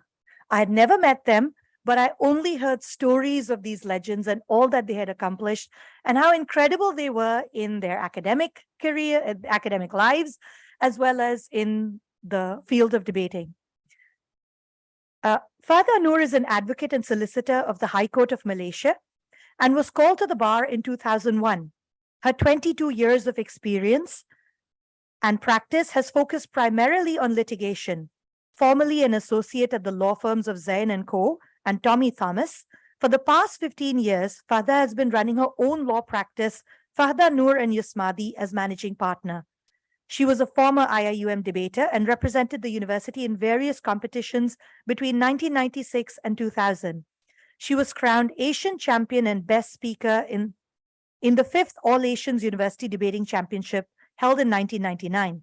She graduated in the year 2000 and was named the Best Law Student, Best Student for Co-Curricular Activities at the international level, and Best Overall Student of IIUM. She later continued her studies at the University College London on the British Chevening Scholarship and obtained her LLM in 2004. She also received the Sir Jack Jacob QC Award for Civil Litigation. Fahda was the former recipient of the National Youth Award 1999 and Commonwealth Youth Award 1999. She continued her passion to work towards community empowerment and is currently focused on issues affecting women and the disabled.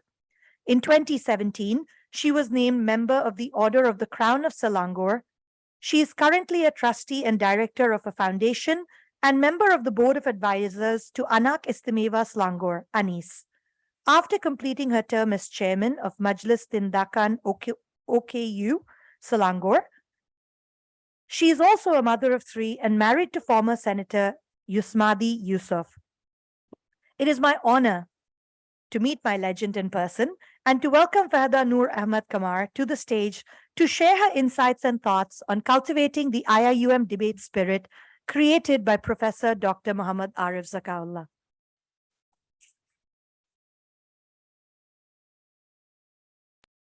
Thank you, Madam Chair.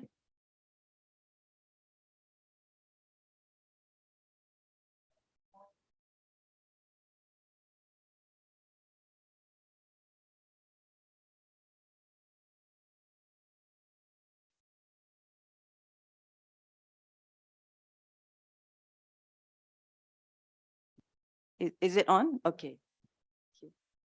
Assalamualaikum warahmatullahi wabarakatuh. It feels very good to be back, but I don't know if I can speak properly because I think I cried for the 5th time just now after hearing everybody and looking at the montage. I'm very honored and privileged to be with all of you today because IIUM is family. I mean, coming here is coming back home. And that's a tremendous feeling. Latif gave me the topic to talk about the spirit of IIUM debating. I think I'm going to digress a bit because when I think back about Dr. Arif, I can't help but to look at his last email to me. And I think I can't help but share with you his last email to me. He sent me an email in 2016, November 2016. That was the last time we corresponded with each other. And I just have to share with you because it was so beautiful.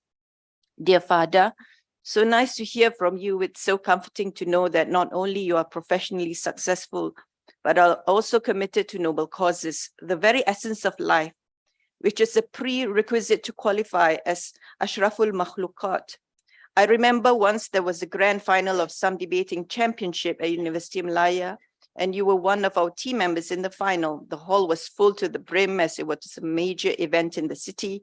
Huge groups of university, college and high school students and media were there after the debate, and that speakers of both teams left the stage, but you were surrounded by school students. They were racing to shake your hands and take your autographs. Indeed, you had delivered a great speech and you won the championship. As the crowd of your fans continued to swell, I became curious and couldn't resist asking some of your fans what was so special about you. They told me that you write columns in national language newspapers and do a lot of community service for school students.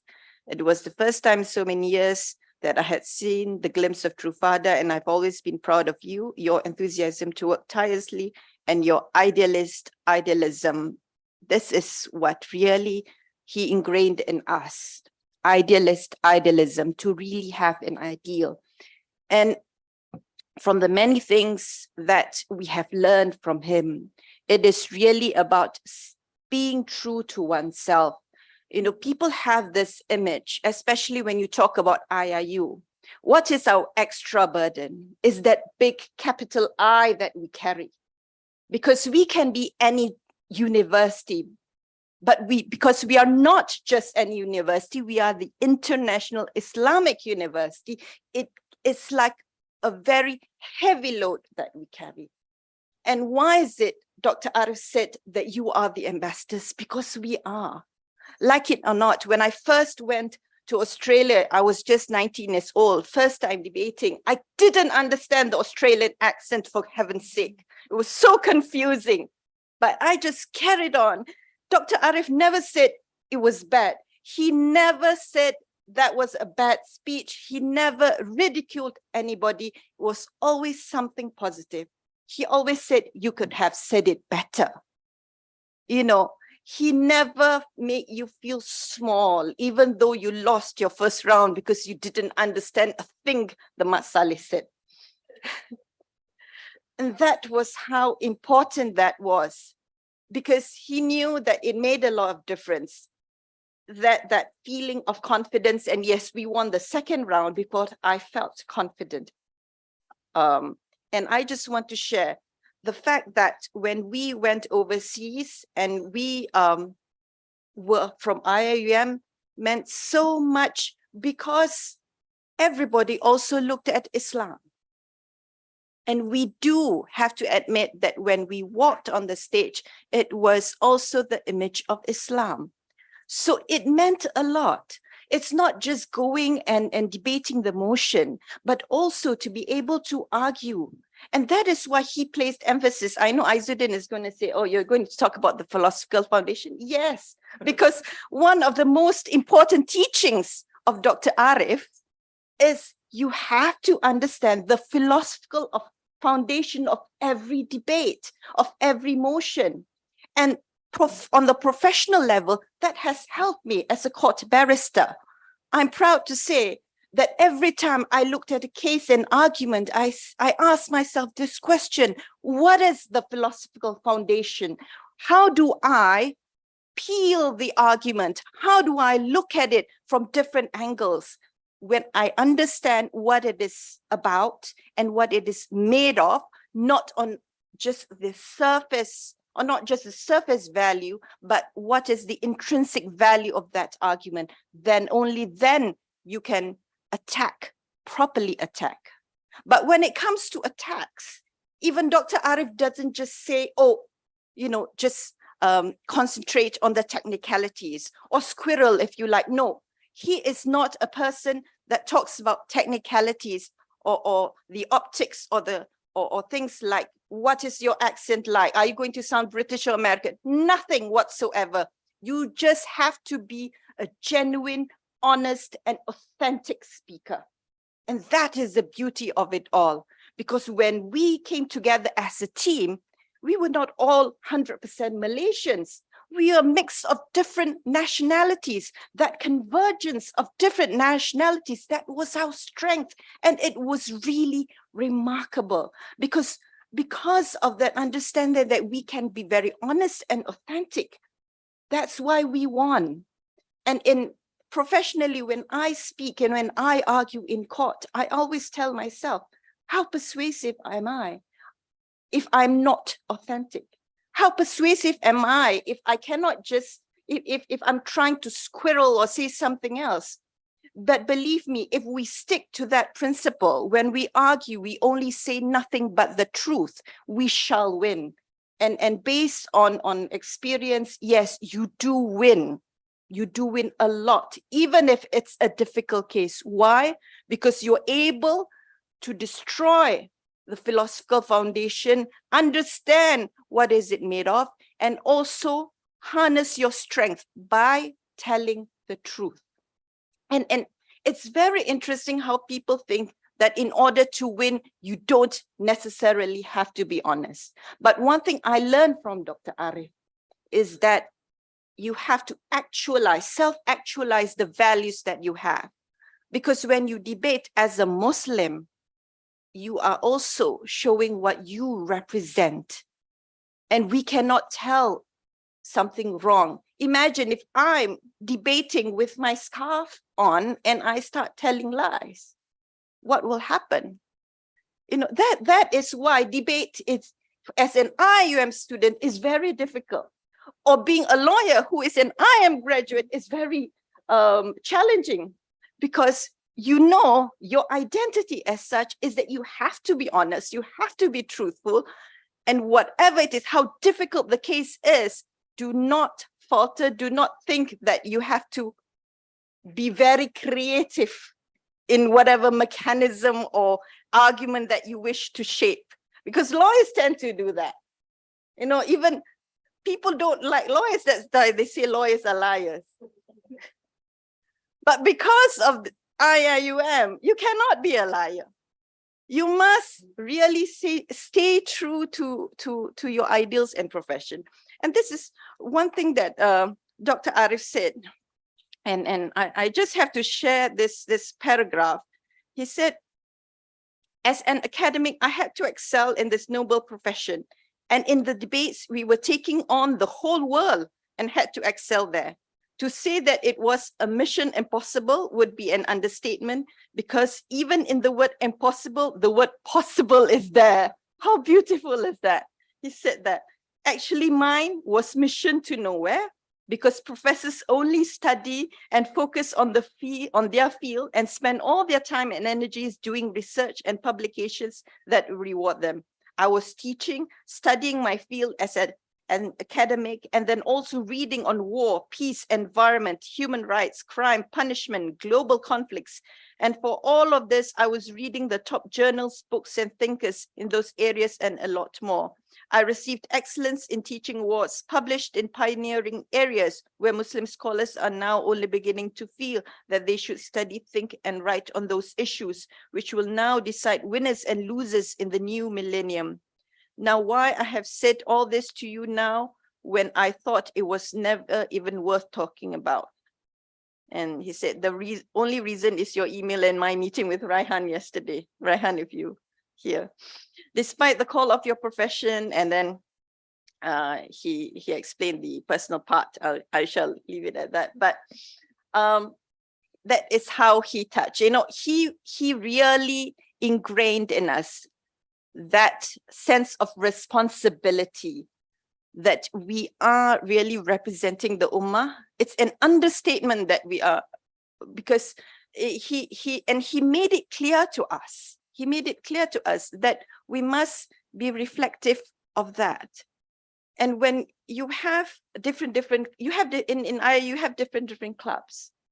But I have to say that in the debate club or debate association, or you call it IIUM now, okay, you really have, and you really put to practice that international global citizen image of the Muslim world, because everyone is from everywhere, yet we have one mission. And that mission is what brought us together, made us stronger, and that repeatedly made one. I mean, it's an enormous realization that made you realize that you cannot do lesser than your best, because you have that sense of responsibility, which is so great. You must develop a wonderful culture of competence. If at all, if someone asks me, what is the IIUM debate spirit? It is the creation of international ummah to develop a culture of competence. And that is the legacy of Dr. Muhammad Arif Zakaullah. Ladies and gentlemen, may we see Al-Fatiha to him.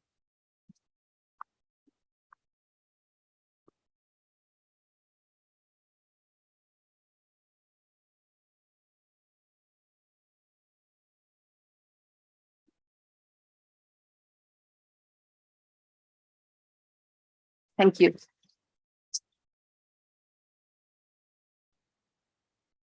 Thank you, Fada, for sharing your experience and insights with us. You've left us in awe and deeply inspired.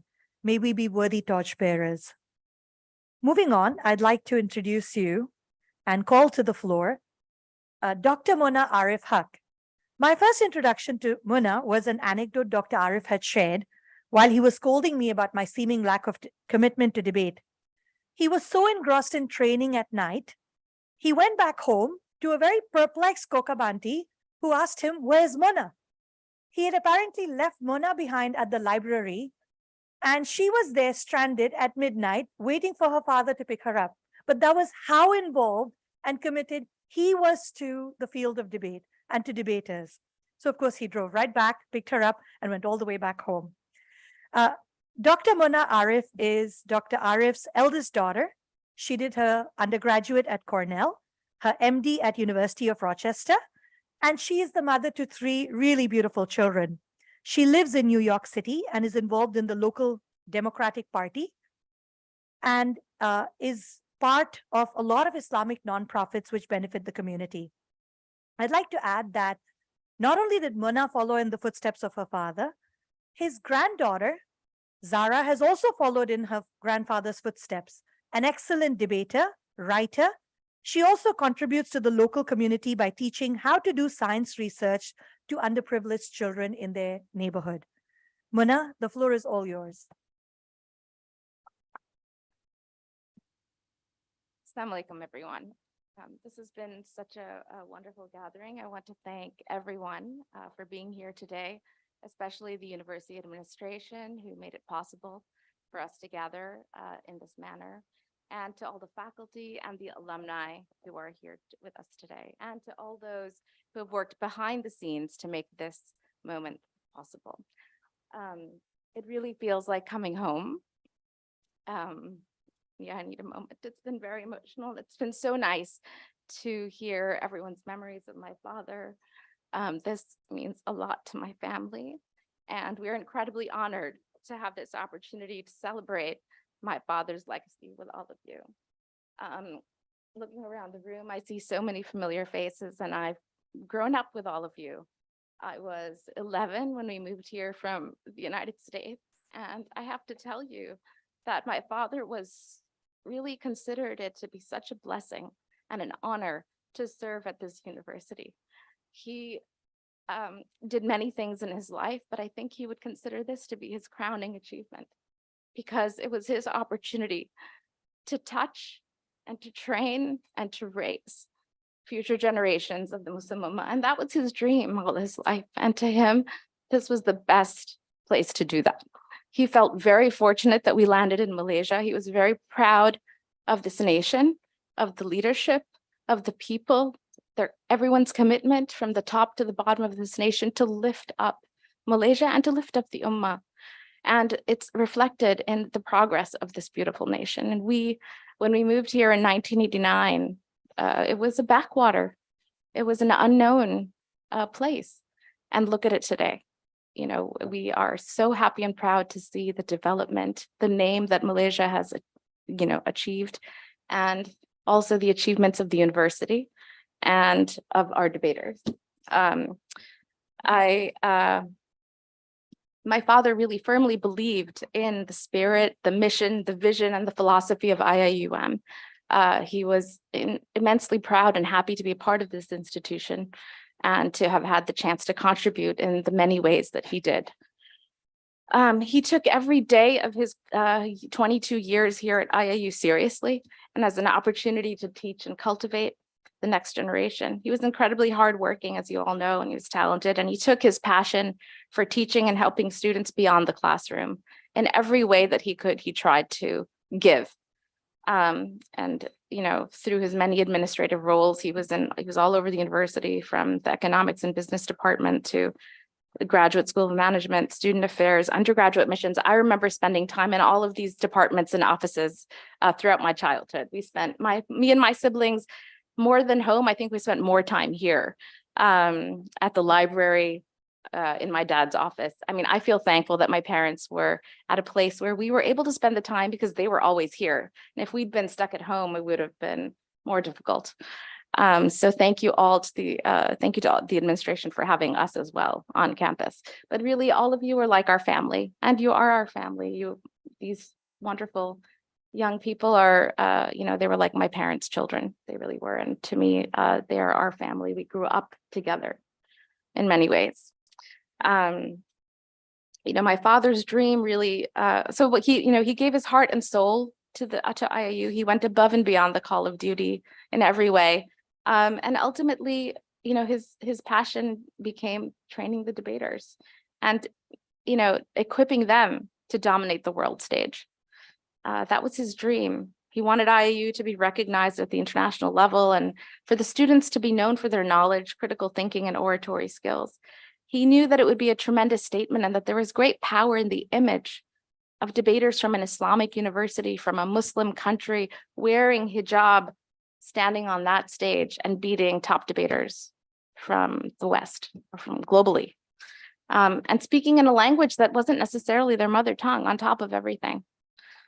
And, you know, he turned that dream into a reality, and that was not easy. Just a small example in that video that was so beautifully prepared by IIUM and the debate center that showed that IIUM was entered into the Malaysia Book of Records for achieving a top 10 ranking when it competed at the 20th World Debating Championship, where, you know, universities like Stanford and Oxford were competing. What an incredible achievement for the IIU and for this country. as his daughter, I was on the inside and I was at the back of the room in debate trainings, and I was sitting on the sofa in the office and hearing, I heard a lot of stories from a lot of students on a lot of things. I was sitting there. I learned a lot from my father, from how to dictate a letter and how to write a letter and how to convince administrators to get things done. But I look back on all those memories fondly, and I know the sheer hard work and commitment to the Ummah that it took for my father to do what he did. He truly actually felt a responsibility towards Allah, that Allah had given him strengths and talents, and he felt a duty to give back, and not just to his family, not just to his children, but to everyone.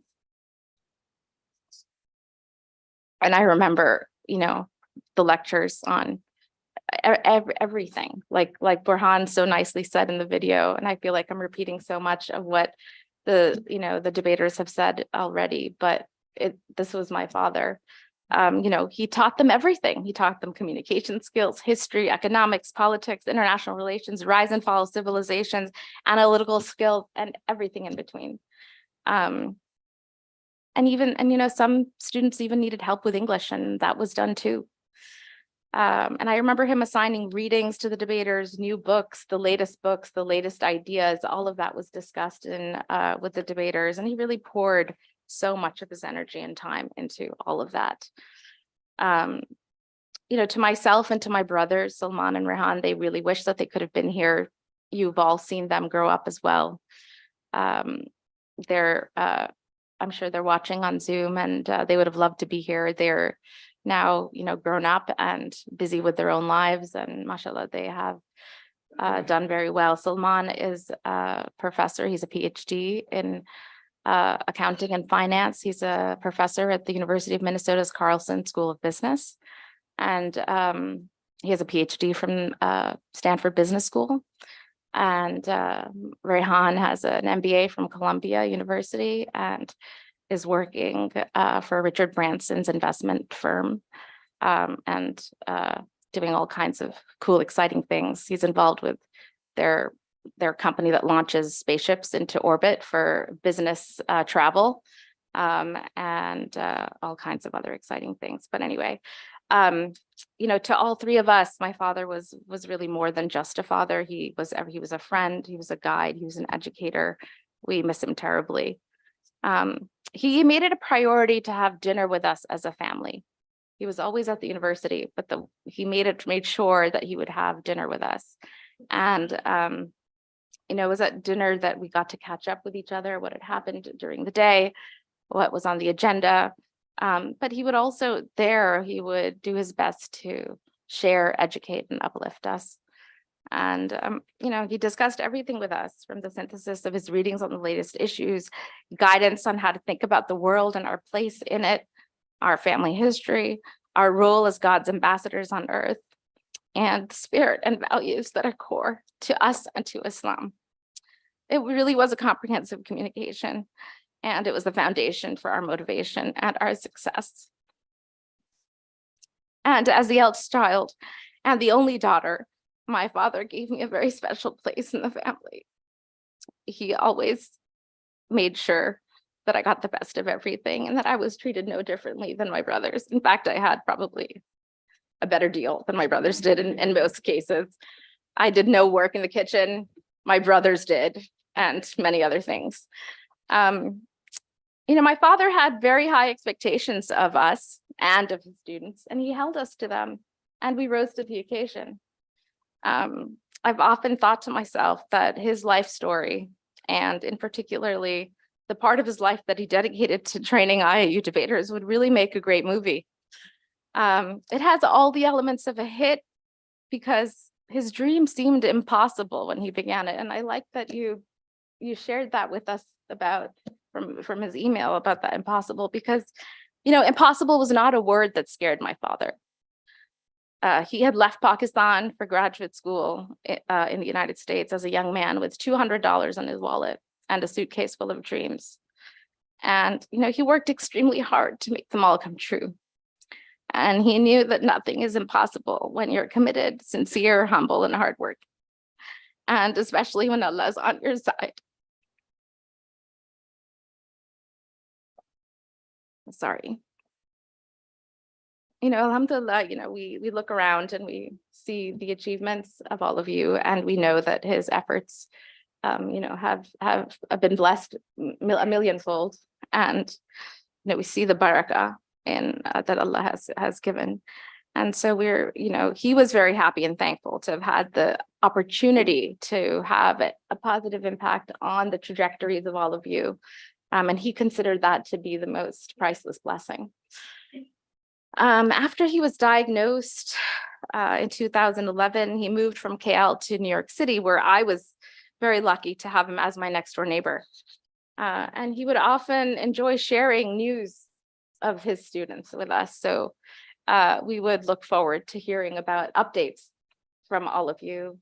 He treasured those. Some of them even visited us in New York City, and he treasured those meetings as well. It was always an emotional reunion, and it was clear that he had had a profound impact on their lives. My father, as mentioned, was not the kind of person who was focused on his own glory. He really wanted to institutionalize the tradition of debate and debate training at IIU. And we're so happy and thankful to Brother Latif and all the other instrumental people who've made this institution a solid one. And we're happy to see that the debate legacy has endured here, and happy to see that IIU's English debate has become known at the regional and international level to be a force to be reckoned with. And we've been so happy as we've seen the accolades and awards accumulate over the years. Something I thought I'd share with all of you that I learned about my father recently. Just as my father had trained my brothers and myself in everything from critical thinking to public speaking and current events and all of that, he also sought to create that culture of debate and in Malaysia. And so to this end, he created a national high school debate championship, which has become widely known and is a premier high school debate event in Malaysia. I learned this recently. And he also started a debate training department at the Matriculation Center, which is the pre-university foundation program, which serves as a feeder for the IIU debate team and continues to function as such, which again, these are all steps that, he thinks ahead, and this was his foresight to create those institutions. And none of what I've said from our arrival here and beyond would have been possible without the incredible support of all of the IIU administration, and especially Almarhum former rector, Dr. Abdul-Hamid Abu Sulaiman, who is a great man. He was the author of The Crisis of the Muslim Mind. Some of you may be familiar with his writings. And that book was concerned with the systemic problems related to thinking and analysis that are endemic in the Muslim civilization. Dr. Abdul-Hamid Abu Sulaiman recognized the immense value that debate training added to the traditional education and its transformative impact on the student's mind. He knew that IIU debaters also had the power to positively impact people's perceptions of Muslims, and he valued it highly, and he was a committed supporter of the debate program and my father's endeavors. That sincere support continued under the leadership of the rectors who followed Dr. Abdul-Hamid Abu Sulaiman, and Dr. Kamal Hassan was also an ardent supporter, and he deserves very special mention. And we miss him terribly, and it was so sad to hear of his passing. We would have loved to have met him, and I would have loved to have introduced him to my daughter. And the more recent rectors also deserve appreciation for their continued support that's necessary for the success of this very important program. I was asked by the organizers to share some thoughts for the parents in the audience. In the years after my father fell ill, and while he was getting treatment in New York City, we were really blessed to have some quality time with my father. So, in all things, there's a silver lining. As devastating as it was that he was sick and had to leave IIU, we got him back. For the first time, we got extended time with him, I think, in our lives, all of us. And so we were able to spend those years all together as a family.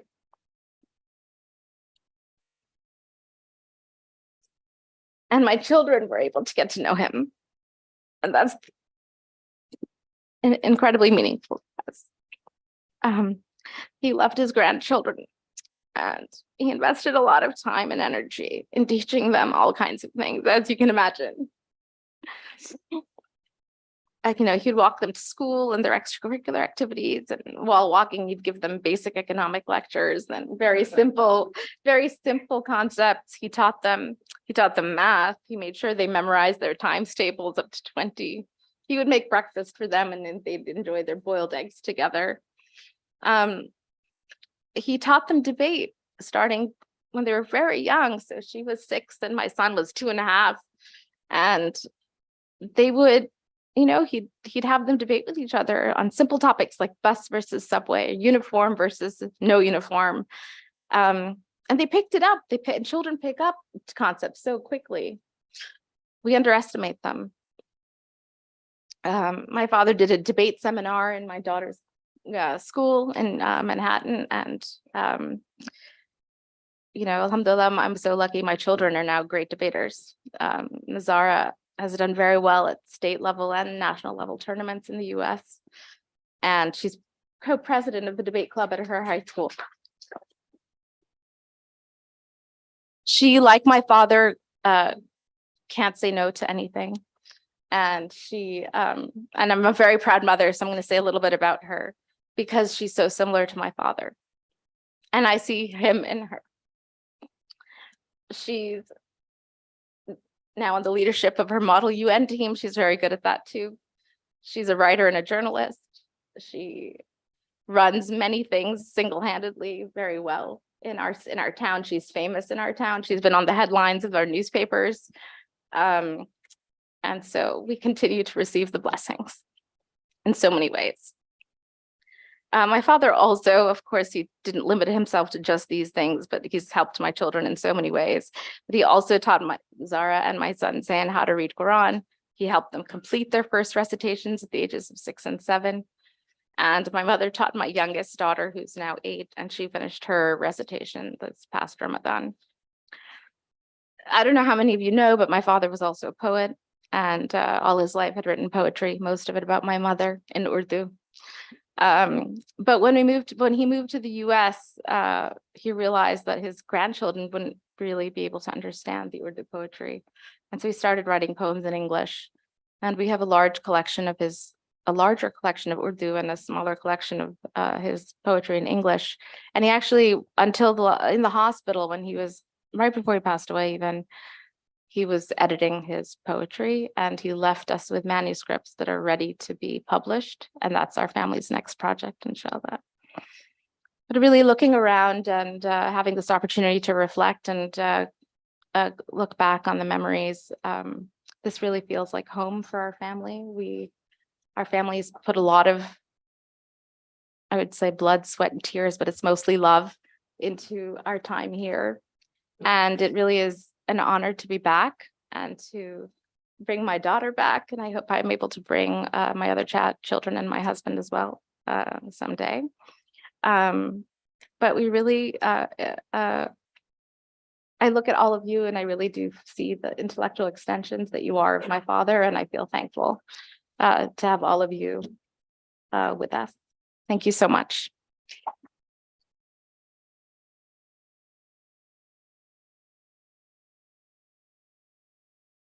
Thank you, Mona, for sharing your thoughts and especially your father with us all.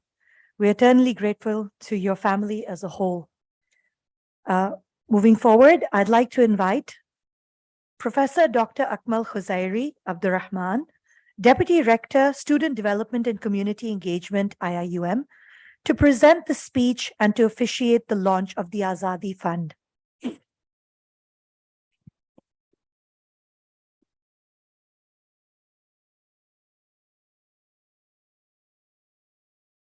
Bismillahirrahmanirrahim. Assalamualaikum warahmatullahi ta'ala wabarakatuh. Alhamdulillah.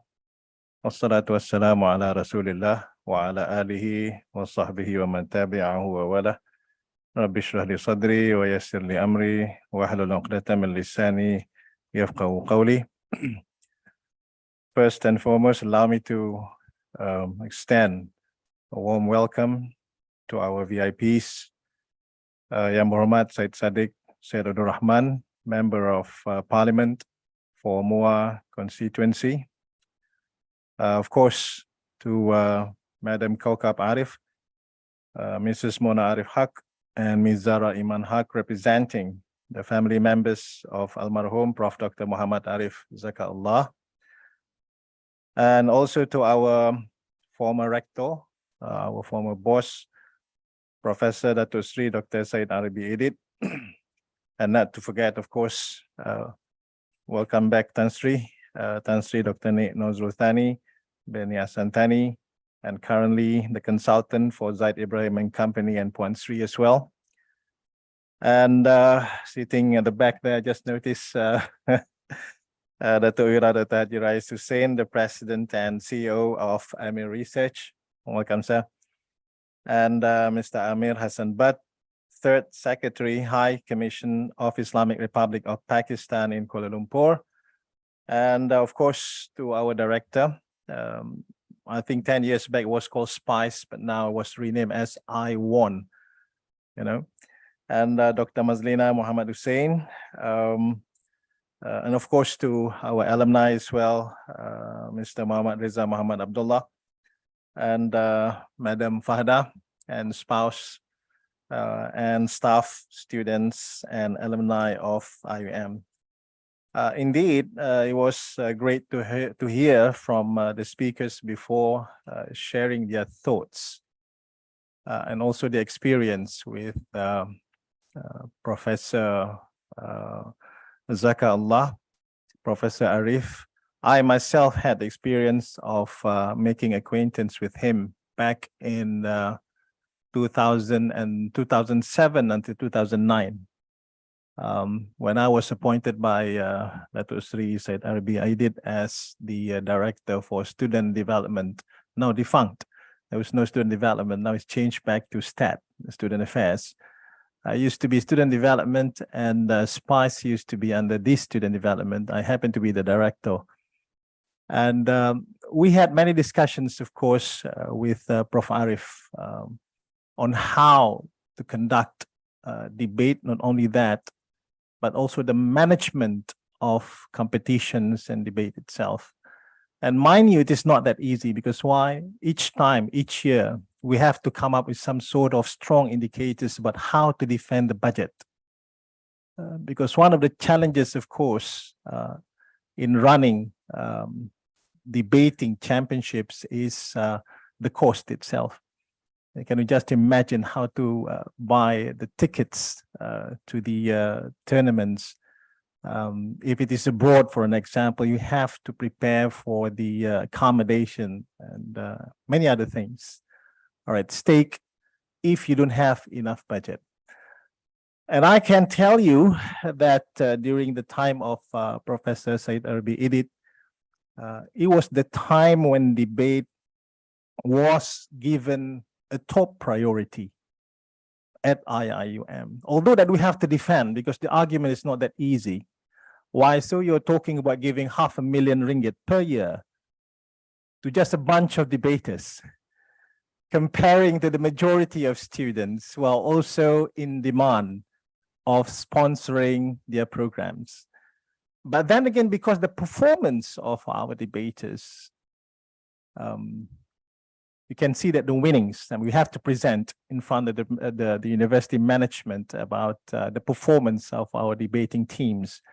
And we are talking about both the three languages altogether, the English, the Arabic, and also the Malay language debating team. And this actually gives the university management the confidence to keep on pouring the money in order to sustain these competitions. And that cannot be done, I can tell you that, without the advice, without the guidance from Prof. Arif. I mean, he used to visit me at my office and we used to talk about this one. and how to actually give the impression to the university management that we can really do it and sustain the budgeting. Those were the good old days. But nowadays it's a different story. So again, I mean, the way that we keep the legacy of Prof. Arif and by the donation of money, we do hope this would initiate some sort of an interest among the alumni themselves to help also in sustaining this fund, inshallah. We have already defined the TOR for the fund. It is going to be used for those students who engage in debate and who are underprivileged. And as a fact, I would like to share with you is that half of our undergraduate in this university fall into the category of B40. You're talking about more than 3,000 students who are categorized as the Asnaf, 8,000 as B40. That's a huge number, by the way. And the students can find that some of our students, they are not that, they don't have, even, you know, they have the stipend monthly, but then again, that wouldn't be enough. You're talking about 300 ringgit, comparing that to 10 years back. I mean, 300 ringgit is nothing. I mean, it's not nothing, but then again, it's very small amount of money today. So that is why that if we happen to find students who are into debate, for example, so we would like to help them. And one of the way, the sadaqatun jariyah, one of the 3 amal of a deceased person is through the sadaqatun jariyah. And this is what we are saying. We hope that we can sustain this one, inshallah. And we are hoping to refine the TOR for the fund, inshallah, whereby that perhaps students who have graduated, they come back, contribute so that others can benefit as well. So we hope this would be the case, inshallah. And for your information, this Azadi Fund that IIUM World Debate and Oratory Center is setting up through the donation from the family of Almarhum Prof. Dr. Muhammad Arif Zakaullah. It will be known as Azadi, and as mentioned, it means something along the line with freedom or liberation in Urdu. Freedom, of course, for our students, liberating them from ignorance, liberating their minds to venture into the world of policies and values through debate. We know that Prof. Arif wanted our students to be intellectually free, independent, and capable of articulating their thoughts with confidence. He always encouraged debaters to read beyond textbook, as we have already heard just now, and think about the problems of the Ummah and the world. The Azadi Fund will be used to provide financial assistance to students with outstanding performance in debate and oratory. It will be used to fund some of intellectually enriching events organized by IIUM World Debate and Oratory Center. The family of Prof. Dr. Muhammad Arif Zakaullah, as we have already indicated just now, donated RM 100,000 ringgit for this fund. Jazakumullah khaira. And IIUM intends to reach out to our debate alumni and former students of Almarhum Prof. Dr. Muhammad Arif Zakaullah to contribute to add to the fund to sustain it, inshallah. The fund will not only help promote intellectual activities and achievements of IIUM, but also always remind us of our beloved Professor Dr. Muhammad Arif Zakaullah contribution in this field. He was indeed a Murabbi. If only that we have more of him, like him, in this university, I do think that we really can change the generation and the Ummah. I've never heard about these stories that being related just now about the other sides of him, because I knew him as a colleague who came to me on official matters. But again, hearing what we have been shared by the family members of Prof. Arif and some of his former students, I mean, really opens up the way that I should be thinking about him as a person, inshallah. We will dwell more on his characteristics and personality, inshallah, and try to mold that into something along the line of training our teachers and lecturers to become a true Murabbi, inshallah. Finally, I would like to thank all of you for joining this occasion. Special thanks to the family of Almarhum Professor Dr. Muhammad Arif Zakaullah, his wife, daughter, and granddaughter. for traveling all the way from the United States to make this event more memorable for all of us. I thank you for initiating and contributing to this fund. We all pray to Allah subhanahu wa ta'ala that He places our beloved Professor Dr. Muhammad Arif Zakaullah in the best place in the heaven and cares for him the way he cared for our generations of our debaters, inshallah. With this sincere prayer and with the lafaz Bismillahir Rahmanir Rahim, the Azadi Fund is now officially launched. Wabillahi taufiq wal hidayah. Assalamu alaikum warahmatullahi wabarakatuh.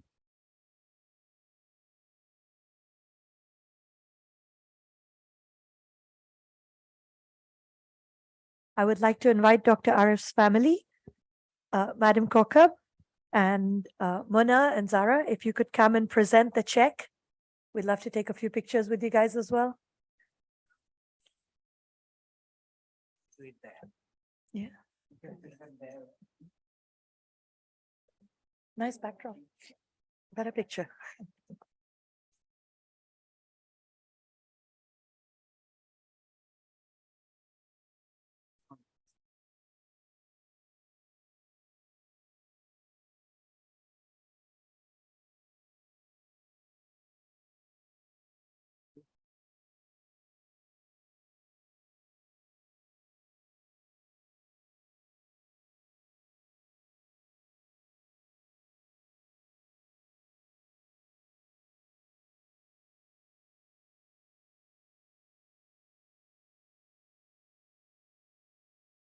Thank you, thank you, Madam Kokab and family, for initiating this enduring legacy. Professor Akmal will now present souvenirs of appreciation to all of the speakers. Madam Kokab Arif.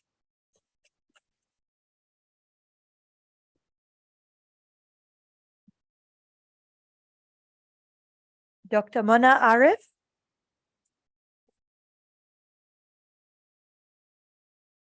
Ms. Zara Iman Haq.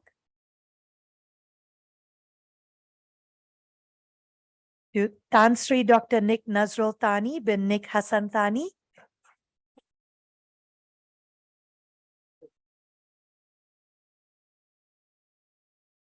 To Mr. Muhammad Ridza Muhammad Abdullah.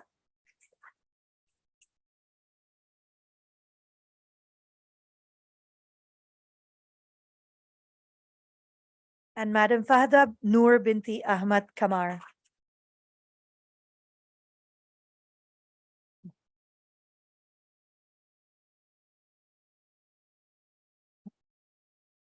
Thank you, Professor Akmal. Ladies and gentlemen, we've come towards the end of the program. Our hearts are heavy, but tummies are rumbling. On behalf of all those who have organized and participated in this commemoration, I extend my heartfelt gratitude to each and every one of you for being present and part of this event. Your presence here holds great meaning, and your willingness to share your time and insights is deeply appreciated. In coming together to remember and honor Professor Dr. Muhammad Arif Zakaullah, we not only pay tribute to the illustrious past and the legacy he has left, but also reaffirm our commitment to preserving his legacy in any shape and form, in how we move forward in our professional and personal lives, in perhaps our financial and other contributions to the Azadi Fund. Know that our participation has added meaning and significance to this gathering. With heartfelt gratitude, wa alaikum assalam, assalamu alaikum wa rahmatullahi ta'ala wa barakatuh. We will end with Surah Asr and Fatiha for Dr. Arif in his memory. Assalamu alaikum.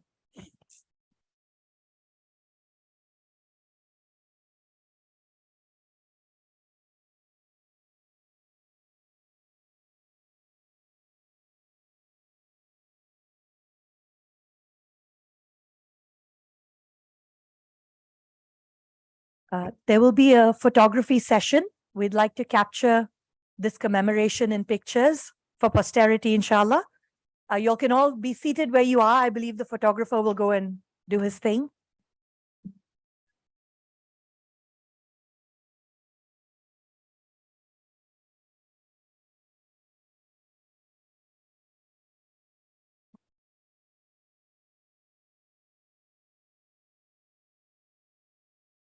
To all the online participants, we would like to capture you in the pictures as well for memory's sake.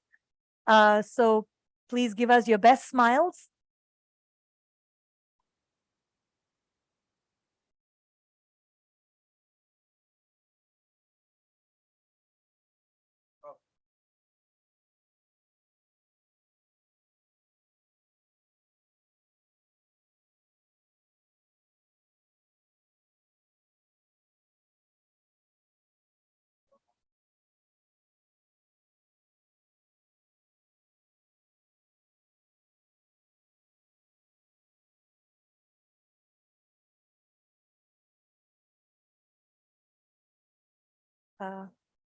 Thank you, ladies and gentlemen. We'd like to now invite all the chief guests and esteemed guests who are with us today to join us for lunch outside.